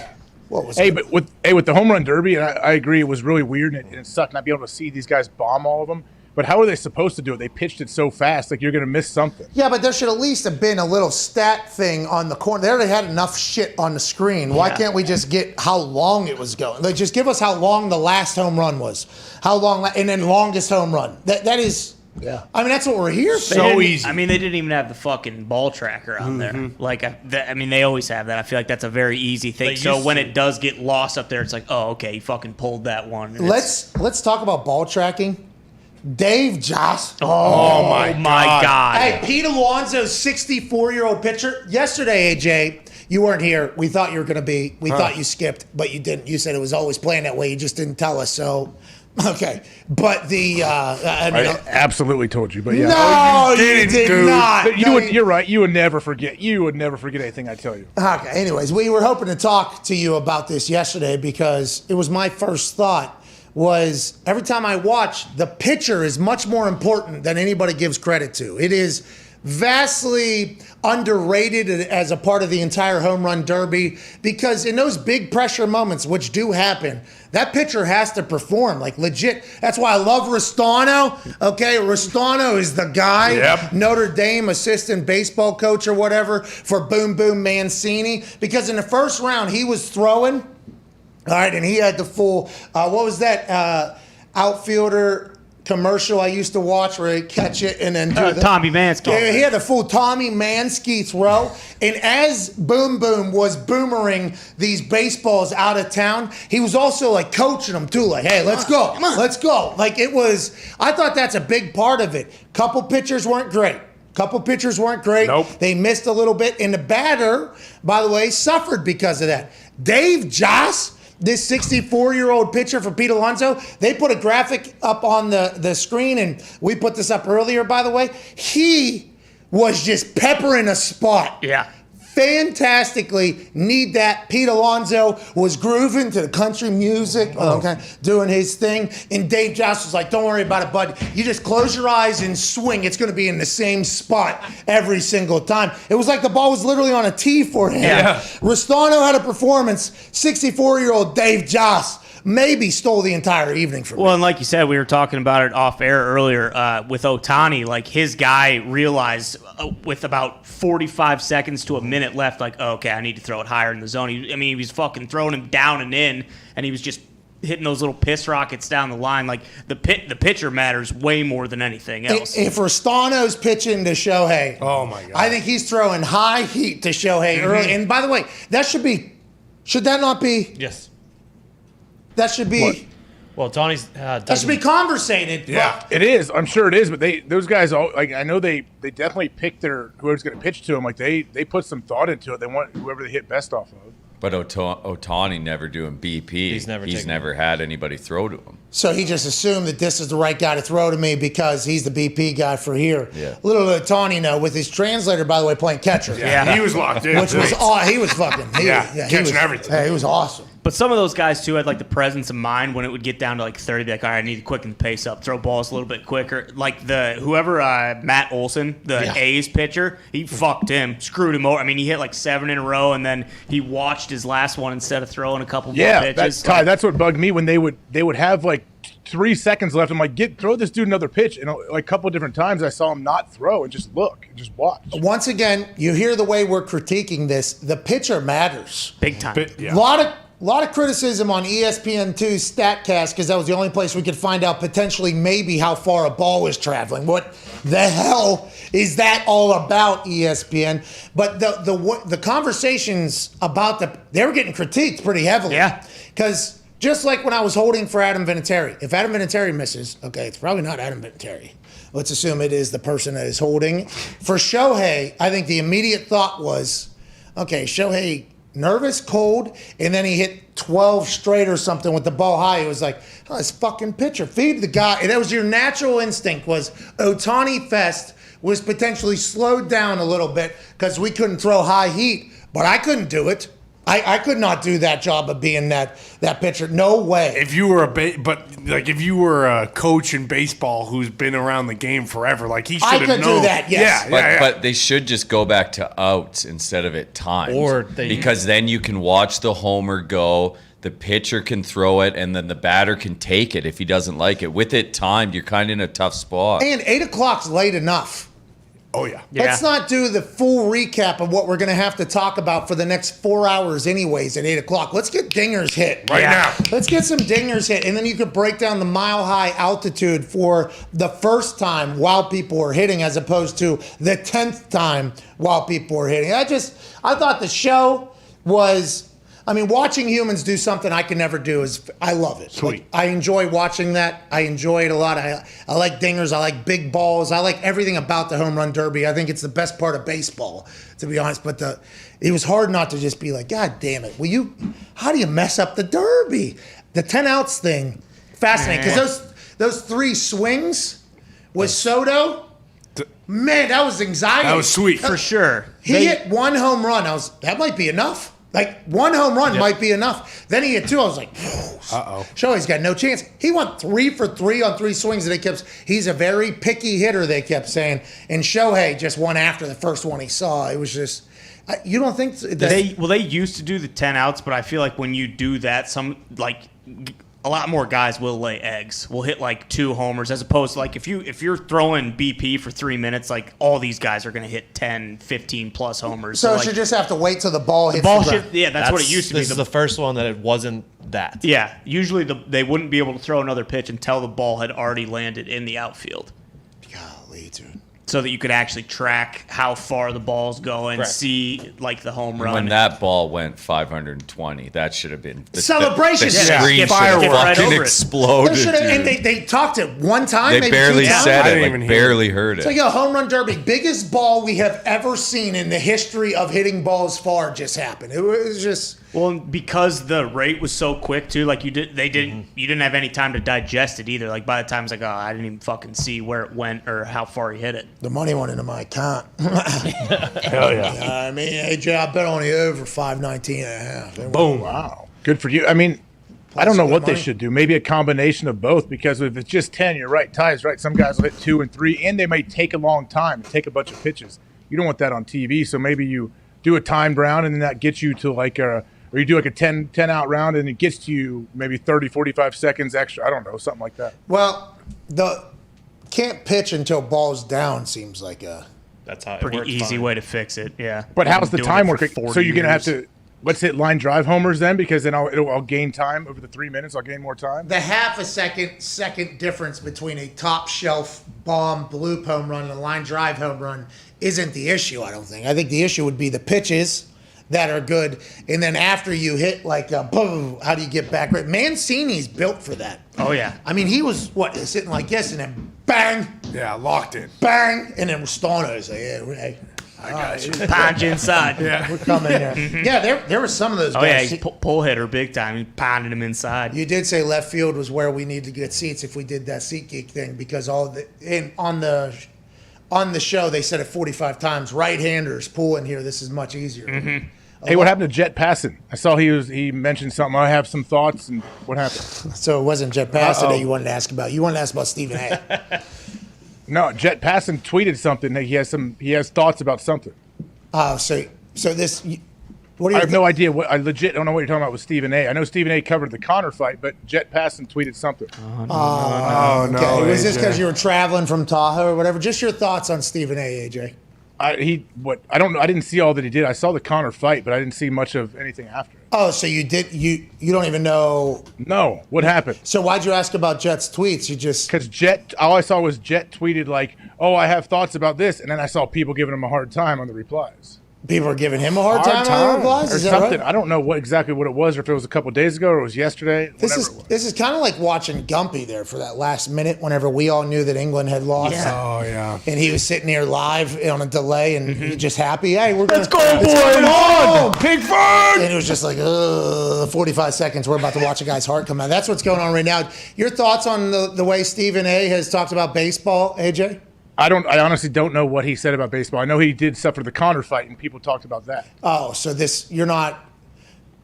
I'm not messing with you. I have no clue what Stephen A. would say about baseball. Welcome back, AJ. You lost your fastball. You're a clown. You lost your fastball. I am 100% dead serious. You're actually making me mad that you think I know what Stephen A. said. You do. Yeah, okay. So that would be something that AJ would say, by the way, to drive home the point even I would more. not. I would never take it this far, though. I would never continue to say. Okay, Stephen A. said some things. About baseball? Kind of baseball, the Asian community, a translator, everything. Yeah, I mean, it was just what he said. It was just because Shohei is baseball right now. Shohei Ohtani, which we've been ahead of this entire time. And instead of like celebrating Shohei, he decided, he said that because he can't speak the English language and has to have a translator, it's bad for baseball, in other words. And then obviously that was something that wasn't well received by a majority of society, I think, at this point, because it's like there's no reason to do it. Shohei doesn't need to talk. All we need to see him do is pitch, hit bombs, be a showman. And one of Shohei's teammates, either at the All-Star game or back in LA, said that when Shohei arrives at parks, there's like kids crying outside because he's inside of there. So this guy has become just bigger than baseball almost. And on the beginning of Ohtani Fest, Stephen A. decided to point out something that was potentially in his eyes a drawback, as opposed to celebrating a guy who has really turned baseball on its head. And we're in the middle of, and I say this not to grandstand or anything like that, but my mother-in-law was born in Seoul, South Korea. My wife, obviously Korean. There is a lot of Asian hate that is potentially being, demonstrated in the world that we currently live. So that kind of ignited some people to say some things, I think. So all of that mixed into one big thing is why Stephen A. Smith was trending for 25 hours and why Jet Passon had some thoughts and went on First Take this morning. Okay, I absolutely had no idea about that. I saw Stephen A. was trending. I assumed it was from his MMA analysis from the Connor fight. So you thought that was bad, you're saying? I think whenever Stephen A. is doing MMA commentary, people love to question why Stephen A. is working MMA events. But I understand. I understand Stephen A. is Stephen A. He's entertaining. How about Teddy Atlas? Did you see him? Did you guys watch that? I saw Teddy and Max, right after the fight. You guys watch it out there in the house? Everybody hang out, have a couple whiskeys, couple pops? What? That was the one thing we actually found a TV that we had to like stream it from Aaron's phone or airplay it to us so we could see the actual Connor fight. Yeah. Hey, pretty cool. Sugar Sean should know this, that Aaron Rodgers is streaming your fights out there. Yeah. Pretty cool. Gotta watch. It is cool. Yeah, I thought the fight was awesome until, Connor went down. You a Poirier guy? More so after the fight? I am. I love Poirier. I have loved Poirier. I think we saw Poirier start to cross over. I think that he's such a good dude, and then how he talked afterwards, I thought was awesome. I hope he gained a bunch of fans. Right. He got me. I was a big Connor guy. I mean, I was in the way it all went down, and Sean said he went right into a promo, and who says who crossed the line, which is that's a great good point. Who sets it? All right, we're out of here. AJ. Real quick, though, before we go, AJ, how pissed were you that Greg Hardy got knocked out? I know you were talking about how you were really excited for that. Yeah. I didn't see the fight, but he was fighting Tai Tuivasa. Of course he's getting knocked out. That guy's an absolute monster. That's not what you were saying last week. Yeah, you were. Okay. I wasn't here last week. Drum. Was I? You weren't. We were talking. I don't want to change the subject here, but I'll show you my text log. I think Drake is following me on Instagram. Drake? What? Drake? No. Yeah, I think Drake is following me. I think Champagne Poppy Lover Boy is following me. Wait till he hears what you said about him. That won't last long. Nope. Let's go. All you've done is all he's ever done is put out bangers, dude. No, you love Drake. All You said he's ever yesterday. done. You said yesterday. Put out You actually, bangers, after we dude. played basketball, you were like, "Baby," like in that new song that he has that you love. Yeah, you love it. What are you talking about? You saying? I don't think I remember that. I think I've asked you about Drake's new album, and you're like, "Oh, it's not for me." It's not. He's not making songs for me anymore. No, And it's true. hey, listen, he decides to sell out arenas with women in there, the entire place. He is Mr. Loverboy certified. Has a heart in there, but let's not bury the lead here. I've been on Drake's side since day one. Oh yeah. Okay, and he knows. Drake knows. Drizzy knows. He gets it. Drizzy knows. I can't wait. You two are sitting courtside wearing jerseys in 6 months from now. Hey, Drizzy, right now what you're hearing is the wrong people writing fake answers on the mirror for me right now. Boom. Okay? You know what I'm saying. I know what you're saying. Let's go ahead and do what we're doing. Shout out for the follow. I will follow you back. What do you think got him? Which one do you think post got him? Was it you and La Baby and James? That probably won him over. Had to be. How about the Office BP session yesterday? That might have been it too. Like, holy shit, this guy just went yard. Need him on my celebrity softball team. What if me and Drizzy are just friends now? That'd be cool. Makes sense. Yeah. Get on that plane. What's up, Drake? How you doing? I can see it. Go Raptors, right? Oh, that would be a great way to get into a song for whistling to win a Grammy. Yes. Because he can win a Grammy anytime he wants. Easy. Yeah. You just got to get in there. Boom. That's Bang. it. He figured it out. Grammy winning whistler. Let's go. And he's probably got a plane sitting around you could just have. Nah, Drake's doing things. He's got business to attend Well, no, to. I'm sure he has his plane, but I'm sure he's got another plane that just kind of chills. You know, do you realize you're at the point that you just, for your dates, you rent out major league stadiums? Like, do you know you're at that point, or how do you? I think so. You know you're there. Yeah. Cool. That poor kid. That poor kid. What Yeah, are you right. He got talking fucking about? Drake as a potential mentor and stepdad. Oh, is that what you look forward to as a child? If you're the number one overall guy in the NBA, Even if you're not, he probably got like, hey, sorry. he is the number sorry, one I'm guy. banging. No, This yeah. guy is the Here's number a one guy. Rolex. Yeah, I have seen stuff that's like Drake's helping him Here's just a handle Rolex. fame and, a bunch of everyone kind of. He's going to be an OVO athlete. What, tomorrow? Oh, yeah. He's going to have that plane. He's going to be flying around game to game. The whole team's going to be on Air Drake, pal. Yeah. He's also going to be in the NBA in 2 years. You don't like the thought of Drake being if Drake, Being my stepdad? No. if you were the number one, No. really? That's a lie. Well, maybe if he progresses to become a stepdad, but I'm sure the young kid doesn't want, So he can make a just song being a about bump banging in the my road for mom? You don't want your mom your going mom- to have who's your dinner mom at Dodger dating? Stadium, Yeah, who's your dude? mom dating if it isn't Well, as Drake? Ty No said, one. like, what does Drake do, Ty? Does he hand her, hey, kid, Yeah. sorry about what I do Hey, to your mom. Sorry Here's for a Rolex. porking your mom, dude. Here's an Audi, brand new, 0 miles on it. Which Enjoy it. pretty sweet. There's a Rolex in the front seat as well. Yeah. I guess, Diggs yeah. might just I wonder be if- too old to appreciate the superstar You're that Drake older than is. I am. Well, yeah, but you got to think back, like put it in reference of when you were growing up, and if a guy like, let's say, a Brett Michaels was dating your Cisco. mom. Here we go. Cisco's a different story. Cisco's Drake. Please don't take any offense to me. We love you, Drake. Hey, we're big Champagne Poppy fans over here, dude. All right, let's get the fuck out of here. I gotta go talk to Drake. All right, what do you guys? True. What do you guys got? You definitely got to DM him, right? No. I don't like doing that. I don't like. It's all actually. I think that's why people sometimes do something. is like, hey, like open the door. And I'm just like, nope, not going to be that person. I'm not going to do it. But I should find if he does. That was sent by Phil, by the way. Phil's like, Yeah, I just checked it. It is official. Huge. How many people does he follow? 2,000. Nice. That's 24. That's a lot of people, dude. Wow. How many followers? He has does have, 85 million followers. Yeah, That's a lot. Ratio. not too much. Bro, Drake, shout out you, dude. Shout out. Love you, Drake. Is he at the American Century Championship? He was not this year. I don't know. Maybe next year with your connections. I'll let you. Maybe. Am I in next year? Is that what you're saying? Hopefully, yeah, man. If you don't turn him down, I'm guessing you'll get an invite. Who are they going to get rid of? I bet you your name was popping around so much over the tournament, and then Drake was probably hanging out with JT after the tournament. He was like, "Hey, you gotta follow this guy." I'll tell you what, I hate to say it, but I mean, they might need to take Al Michaels and escort him off the course. All right. That's the show. I think that was a record. Like, he was a minus 55 at one point. All right. 55 under is not too bad in a golf course, dude. Double boat. I guess he golfs every day, too, they said. He's a... Oh, That's what they jeez. said. Oh, really? One putt or They said he real golf? plays every single day. Al Michaels has done more behind a microphone. He's a legend. He can do whatever the hell Do he you wants. believe in miracles? I love the guy. Yeah. Just, not watching a golf tournament on TV. He got buried out there. Yeah. All right, it was a tough course, tough day. He wasn't finding the sweet spot. Al Michaels will come back next year and win that thing. Probably had new bats that he just got. Probably. AJ stole his driver. Probably. Yeah, what was with that? You were so cool with that driver. That wooden What one. did you do? Whenever you put that in there, you were like, oh, this is going to be a big pop. People When I loved pull it. this thing out.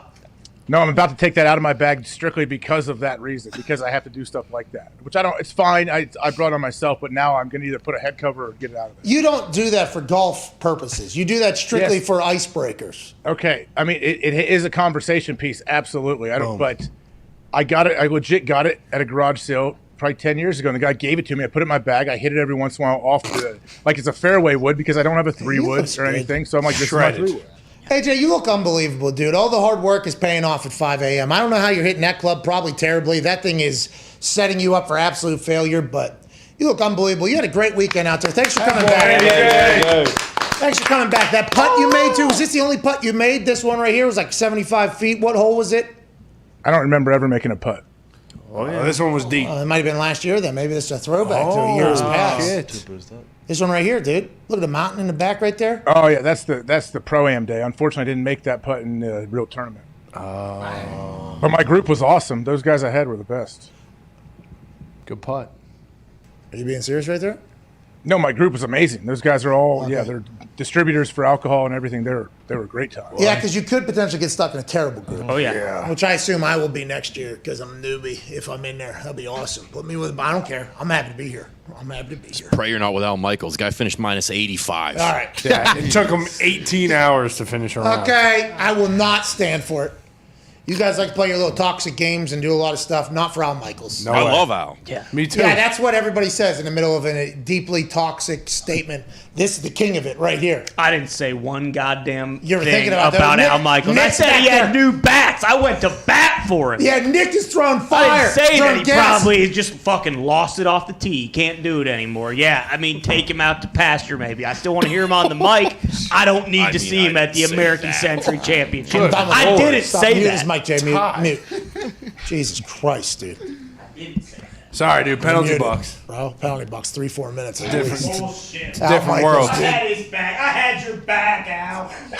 What did I do in the penalty Yeah, box? keep them both off. What the hell is that, Keep Drake? them both off. And What? Nick, too. Silence that thing back here. It's unbelievable. So, something did happen at the American Century Championship that we do have to talk about because it was going around the internet last night. A man named Austin decided to tell the $500 million quarterback of the Kansas City Chiefs that he was a bum, and then went on to tell him that Justin Herbert is better than him. So Patrick Mahomes, in a state of defense in a verbal joust after being called a bum by a bum, fired something back, okay, and said, I think what he meant to say and what he actually said, we get it, same concept, but it is definitely a talking point. Can we run this video, please? You're a bum. Watch out for Justin Herbert next year. Yep. Don't care. Okay, that boy Austin, prove that you're a big Chargers fan. We like it. I mean, I thought the American Century Championship was supposed to be a good time. Okay, I thought time was had. Patrick Mahomes gets attacked after hitting a 347-yard carry drive and steal the show a couple different times out there. Then he went on to say, I'll see it when I believe it or whatever. He'll believe it when he sees it is what he meant there with Justin Herbert. Ricochet shot for Herbert there as Patrick Mahomes, I think, was attempting to bury said guy who called him a bum. I think that's real, though. Justin Herbert has all of the pieces. Last year he played unbelievable. He has a chance to be the guy, whatever the hell he wants to be. But after 1 year, a little bit too much hype. Maybe that's what Patrick Mahomes meant. Maybe Patrick Mahomes just meant to say, fuck you to this one guy. But this is being talked about on the internet all of a sudden, AJ. I mean, okay, so that's my first time seeing it. I would assume Patrick Mahomes is just speaking directly to this guy that called him a bum to his face. Like he's not even thinking about Justin Herbert in this comment. He's probably trying to censor himself all at the same time and not say what he really wants to say to this dude. Bingo. And it's a very fast moment where you are caught on camera. And from the way you've described, it is a very positive atmosphere over there. Everybody loves everybody. How you doing? Keep it moving. So I just don't want people to think that, maybe there is, I don't know, same division. Maybe there is, but the internet was trying to cook up some real, Patrick Mahomes is jealous of Justin Herbert or he doesn't like it. It was like, whoa. What about a guy just being caught off guard and trying to bury a motherfucker in front of everybody? I mean, what are we doing here? I don't think that's the real thing, but I guess we'll see. Hey, we'll keep an eye on it as we go forward. Yeah, for sure. Well, with Vegas and Denver, you can't really see them holding a candle to the Chiefs. Really, it is just the Chargers. That is probably going to be the rivalry in that division for the next, 10 years. Casual, by the way, by Patrick Mahomes. Yeah, all right. Yeah, we'll see. Kind of, see. Yeah. We're pretty good still. Well, Justin Herbert, I think he knows, they have put massive expectations on Justin Herbert because he had such a great year his first year. But didn't they have to rebuild their whole O-line? Yeah, but I think Staley going over there is a big deal. Yeah, it's great. I think it's going to work out for him. I think Herbert is going to be a stud for a long time. But I think this year, if there's any bumps in the road, people are going to freak out probably. And is it this year people are expecting? I think it gets another year with the new head coach. I think it's either this year or next year they're going to expect things because this year you can say new offense, new pieces, new head coach. They're still there, I think, But the expectations on Herbert to perform are very high because of what he was able to do last year. And if they had any situational awareness last year, they get at least 2 to 3 more wins. There was numerous cases where there was the lowest football IQ decisions were being made wrong. There were wrong decisions being made. Now, I don't know if that's a coach's fault. He also told them they had no chance to make the playoffs when they still had a chance to make the playoffs. So I think they needed a fresh chapter in there. But everything Herbert has shown thus far is that he's going to be a guy. And the people I've talked to on the offensive side of the ball who have played against the Rams with Staley as the D coordinator there, they said, hey, this guy, he's a quarterback. It's a defense coordinator. This guy is a real problem, and he's going to help out that Chargers defense. He's going to run some schemes at defense. And then with Herbert, with a coach that is also a quarterback, kind of on your side, there's a chance the Chargers could be a problem, but it's always going to be the big bad wolf in Kansas City. It's going to run that until told otherwise. Derwin James coming back, too. If that team stays healthy. And they got Lindsley from Green Bay, the center, so they got some new pieces. What's Drake following me for? Let's get out of here. What's that all about? Just awesome. Checking in. Yeah, does he run it? Does he run his account? Yeah. It's Drake, yeah. Mm-hmm. Somebody else is going to put words together better than him? Klein. Maybe he relays them to somebody. From the bottom. Oh, okay, I got it. Well, maybe. If I was Drake and I'm renting out Dodger Stadium for dates, I'm probably relaying a message for somebody to type up into my caption too. Just whatever the case, we appreciate it. We'll see you down the road. All right, go Canada. Hell yeah. Let's get out of here. Hammer down 10 minutes from now? Yeah. 15 minutes from now? Yeah, 10, 15. 10, 15 minutes from now? What are we doing? We're betting baseball, All-Star game? What's going on? Do we got any guests? We chatting with anybody? We doing anything? We do have guests. We got All-Star game tonight. We got futures for the futures for the Olympics, futures for NFL. We got a stack show today. Oh, we're making money out there? Winner of the 10K giveaway from yesterday. Somebody won that thing? Somebody hit. Congrats to somebody winning 10K. And from the Hammer Down boys. Who are the guests?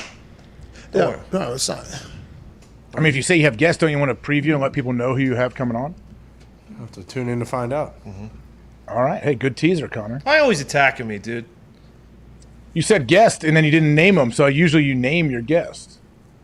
Not on Tuesdays, I don't. Boom. All right, fair enough. I get it. Let's go with Cowboy. Tomorrow, though. You better tell me tomorrow. Yeah, well, maybe on Wednesdays. Tomorrow we have a preview of the Open, the British Open, the Open, whatever you want to call it. But if you have any guests on Wednesdays, we don't know the proper procedure on Wednesdays either, whether or not the COVID Cowboy, tells you who the guests are or not on Wednesdays. That's a tease for a tease. That's right. And that's what this show is all about. And that's what Hammer Down's about. If you don't watch Hammer Down, you hate money. Yep. Yeah. Don't want it. Don't hate it. Somebody put that in my comment section. They say, hey, whenever you're putting over the Hammer Down show, you should say that if people don't like Hammer Down or watch Hammer Down, they hate money. And I've always said the positives, like, hey, this show is an ATM. This show is an ATM. But then that guy did respond and said, well, an ATM, you're just getting out your money. And I was like, good call, actually. So if you don't watch Hammer Down, you hate money, because that's all these boys have been doing for a long time on sports that none of us watch, by the way. Nope. A lot of sports we do not watch, we make money off of, because these two dive deep into FanDuel Sportsbook, the number one sports book in America, and find every bet that is the best bet that could possibly be had. Gumpy, you feel like giving out money tonight or what? Hell yeah. Yeah. Most watched Euro final of all time in America, my friend. Let's go. 6-some million. There it is. 6 million, 2 million, what is it? Not sure. It was awesome, though. Yeah, it was. We watched it, didn't we? Hell yeah. Yeah, we watched it. You watched it too, didn't we? Hell yeah. Yeah, we watched you too. Yeah. We watching people. Yeah, we were watching people watch stuff, and we said, wow, there's probably a lot of people watching this stuff. What? Euro 2020 final, which is in 2021 final on ESPN, 6.48 million viewers. Yep, that's what I'm talking about. 8.1 during the penalties. Yeah. That makes sense. A lot of Italians, a lot of English fans. Oh yeah, North End was bumping. That ain't quite the Super Bowl though. Or NFC Championship, 49 million. Probably not even wild card. Well, they did weekend. 30 million in just the UK. So. Yeah, but that again. not Okay, so even- once again, the Super Bowl of soccer is nowhere near our wild card weekend. English Premier League starts a month today, so Super Bowl. onward and Super upward, my Bowl's friends. gone. We're Around the back. corner. Shots soccer. All right, see everybody back tomorrow. AJ, you on the show tomorrow or no? Oh, yeah, I'm here. Wow. Wait, I thought you guys On had a a vacation. Wednesday? Hey, how about Friday? Real talk. Is there any way you could travel out here on Friday? This Friday coming up? Yeah. I am not 100% sure, but it's definitely possible. Why? What's going on? Well, I'm trying to figure out logistics right now. I got to get to Houston. Want to call into the show. Don't know the whole thing because we're going to be live. We need JJ. And we're figuring out the future. We're figuring out the future on how we're going to manage this. But I think the first one I have to be there for. In the future, I don't think this will happen. But this particular one, I think I have to. You won't have to be at SmackDown in the future? Just the amount of time I'm there. It's. Hey, this is a very fluid situation, and we are, Okay. Yeah, I might. kayfabe Let me check. I don't know. I might be able to. We got to figure it out, though. For the show, AJ. For the good of the show. For the show, AJ. I am all in. Believe me. I'll see. Except for on Mondays. Come on, AJ. On a Monday flying back from Tahoe. Yeah, Come on, absolutely. 3 weeks. Come on, AJ. It's funny. Someone who's all in doesn't Don't say, tell- we'll see. Boom. No, he's got a family. and Hey, stuff. Nick, we will see. Oh, okay, I got it because that's a little bit more professional. True. Takes the apostrophe out of it. I mean, I Well, can't just all of a sudden say yes and commit to something because if I give you my word, I want to make sure I follow through. Hey, he's only got two things. Well, it doesn't sound like you're all in then. What are the two things? I am absolutely all in, but I'm not all in over my children and my wife. Okay, faith, family, football. We got it. That's right. All right. I always do that. You know that. That's what I always say. Faith, family, football. That's 3 Boom. F's. He's got it tattooed on his back. Hell yeah. Low down to bottom. Yeah, low back. Stamp. Low. Lord Easy, stamp. dude. What? Jesus. That's what dude. they're called. It's your No, it's actually day. it's on my ribs. Yeah, attaboy, Jay. Yeah. Welcome back, Ty. Great to hear your Yeah, voice. no, yeah. It's great to be back. It's great to be back. You did Al Michaels. No, I went to bat for Al Having Michaels. yourself quite a day. And then old Nick was just back there with a can full of gas and a handful of matches. Just on, threw them right on you, basically. Said, hey, Ty, how do you feel about this guy? Hey, you thought maybe we're in a bit of a sports lull here, didn't you, AJ? Listen, you've heard the song and dance. The tournament is starting Double. on Friday. Yeah. I don't know if I've given it enough because we're all in this. We're all entering this. So pumped. For an office challenge. We would like everybody else to potentially join us in there. It's at bracket.thetournament.com. Sign up. It's free to enter. Once you're in, just click Leagues and search for the Pat McAfee Show Challenge. Join us. If you win our potential bracket challenge for the tournament, you win $5,000. Wow. But when you enter our bracket, you're entering the overall bracket for everybody. The winner of every bracket, Bitcoin. What? Yeah, me? Bitcoin. A full one? $32,000 Bitcoin. Holy shit. Yeah. Diversify your crypto portfolio by putting together a hell of a bracket at the Pat McAfee Show Challenge when you go to bracket.thetournament.com. And also, if you come in second overall, you get an Ethereum. You get Ethereum? Ethereum. Come on. Junior Bitcoin? No, not whoa. Jeez. They run their own race, pal. How does Mike get back on? Well, you didn't put them for the second place prize, okay? It's not your fault. You're not judging that. Jay did mute him. But yeah, second place, you get an Ethereum. Wow. That's huge. That's huge. And then third place overall, by the way? No, don't say it. Yeah. No way. Don't say it. I'll say it. Nah. Yeah, they actually went up to the moon and grabbed one. Yes. Third place overall, you get a Dogecoin. Oh my God. It's 22 cents. Wow. You win that, third place overall. You get one Dogecoin? Doge. I mean, It's fucking Dodge Ram. What do you, I mean? Car guy. The Doge does have a Hemi, though. Yeah. Who's giving these away? Who is giving you who's the Doge and Ethereum coming from? The basketball tournament. It's just called the tournament? It's called the basketball tournament. Ohio State TBT. actually really has a really good team. Ohio State has a good team. West Virginia has a good team. And Best Virginia, there's another squad. Marshall. Marshall has three white balding dudes who are very good. Bayheim's Army, I think is the team. Syracuse has a very good team as well. Okay. There's a lot of Sideline Cancer is a good team. That's a collection, I think, of Euro players. I mean, there is some real teams that go in there. Last year was in Indianapolis, I think. That's why we were potentially so dialed in. I don't know where it is this year. But yeah, it's called the basketball tournament.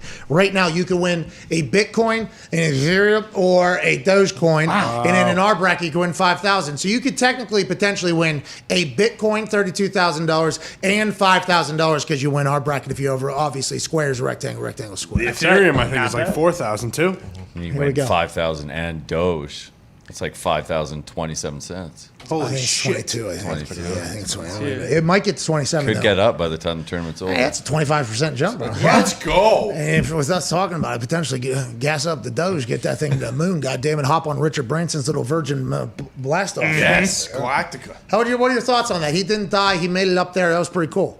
It was cool. Did he cuck Bezos now? Like, what's Bezos supposed to do? Yeah, so Bezos says, I can't wait to join the club. And he's hopping up in his Blue Orphan or whatever it's called in like a couple weeks. And nope, not Orphan, I don't think. It's something along those lines. Origin, but yeah, I get it. Okay, maybe it should have been Orphan. Well, I'm not sure. What I am saying is there's nothing good that can come from this for Bezos. He's either doing it and he's the second billionaire to do it, or he's dead. Yeah. And we lose. But I'm pulling for him. Yeah. Hey, good luck. Come on, Jeff. Thanks to all the billionaires for building stuff for us to get to space. We appreciate it. Feels like you're doing it mostly for yourselves to potentially get out of here and do something. But I do like the fact that I'm potentially being told that I'll be involved at some point when they bust down the prices as much as they can. Yes. Even though I think they need to use unobtainium to power those things to get up there.